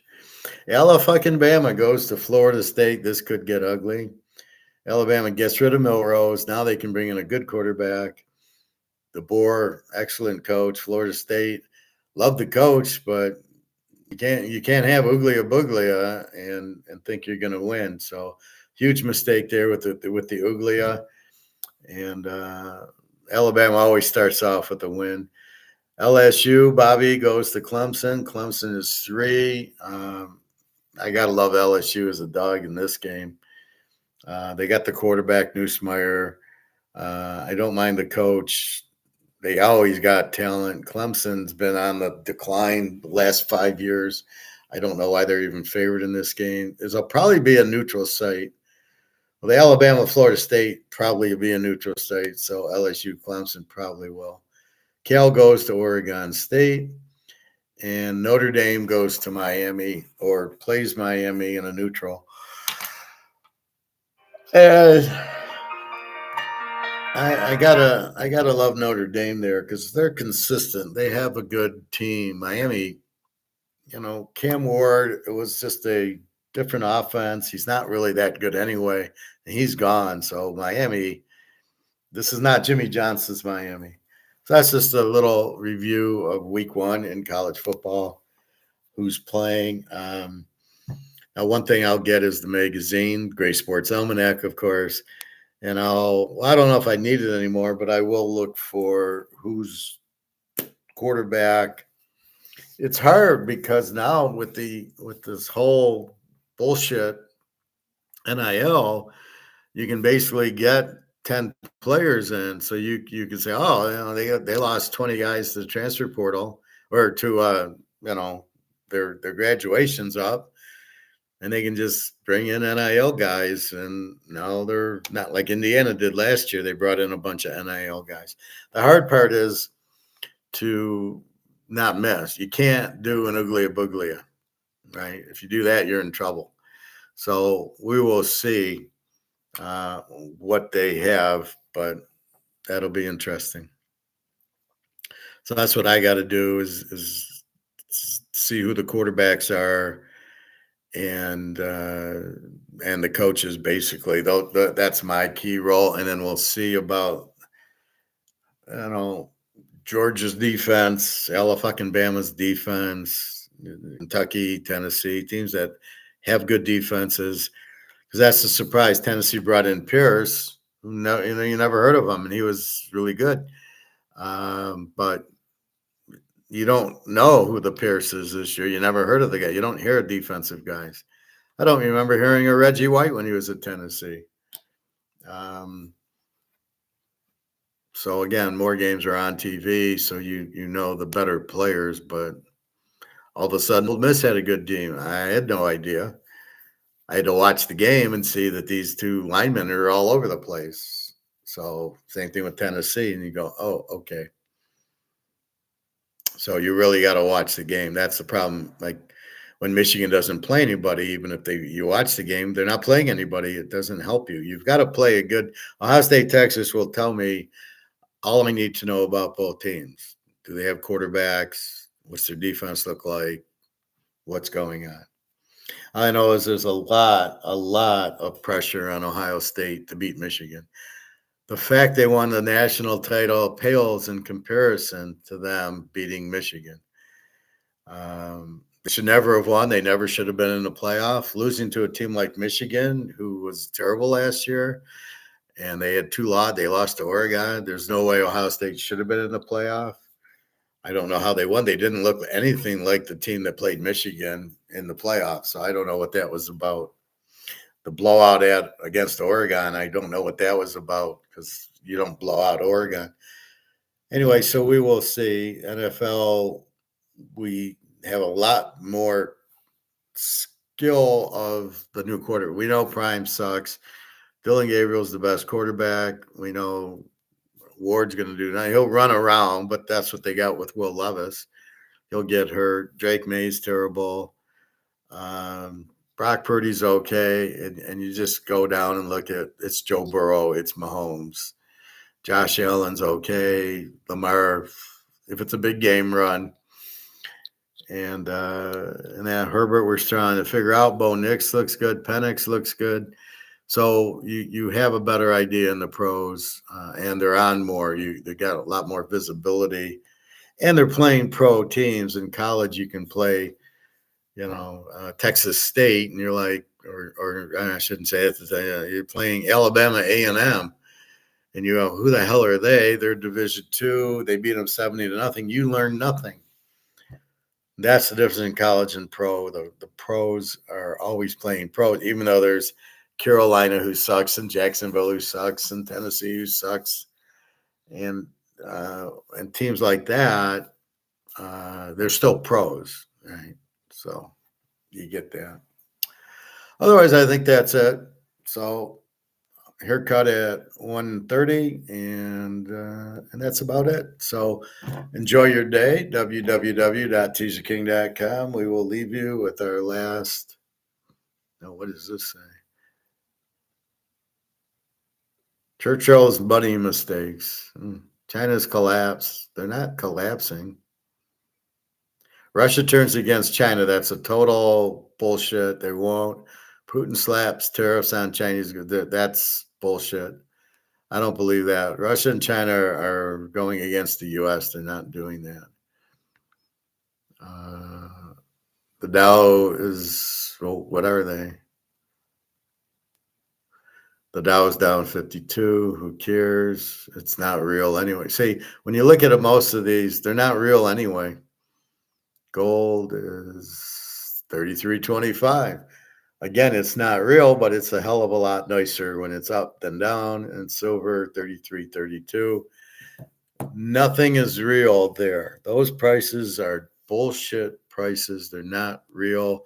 These are option Eddie Murphy prices that have nothing to do with supply and demand and anybody selling gold and somebody buying it from them. These are all options. So remember that these values aren't close to reality, and we will see. So that's why we buy and wait for reality to hit, which is July 1st. So have a nice day. Good luck. Buy your gold and silver. It's the only thing you can buy. You cannot stay in this or any paper products such as derivatives or options or stocks or the pensions or 401ks. They're all stocks. The real estate market, Bitcoin, it's all in money, which is worthless. So the value of $100,000 Bitcoin is in dollars, which means it's worthless. But nobody wants to hear that their money's worthless. So we just smile and say, okay, fine, don't believe me. But when you go broke, don't come to me for gold because I'm not going to give it to you. All right. Anything else? All right. Again, the play today is Philadelphia under 7.5 sale against the Philly stud. That's the only. There's only a few games. Basketball, we like the Knicks tonight in a survival game. Not a lot, just a little, but Game 5, they're down 3-1. They must win, and this is where Indy can afford to lose and then beat them in Game 6, and that's probably what will happen. All right. Have a good day, everybody. www.teaserking.com, and enjoy yourself. All right.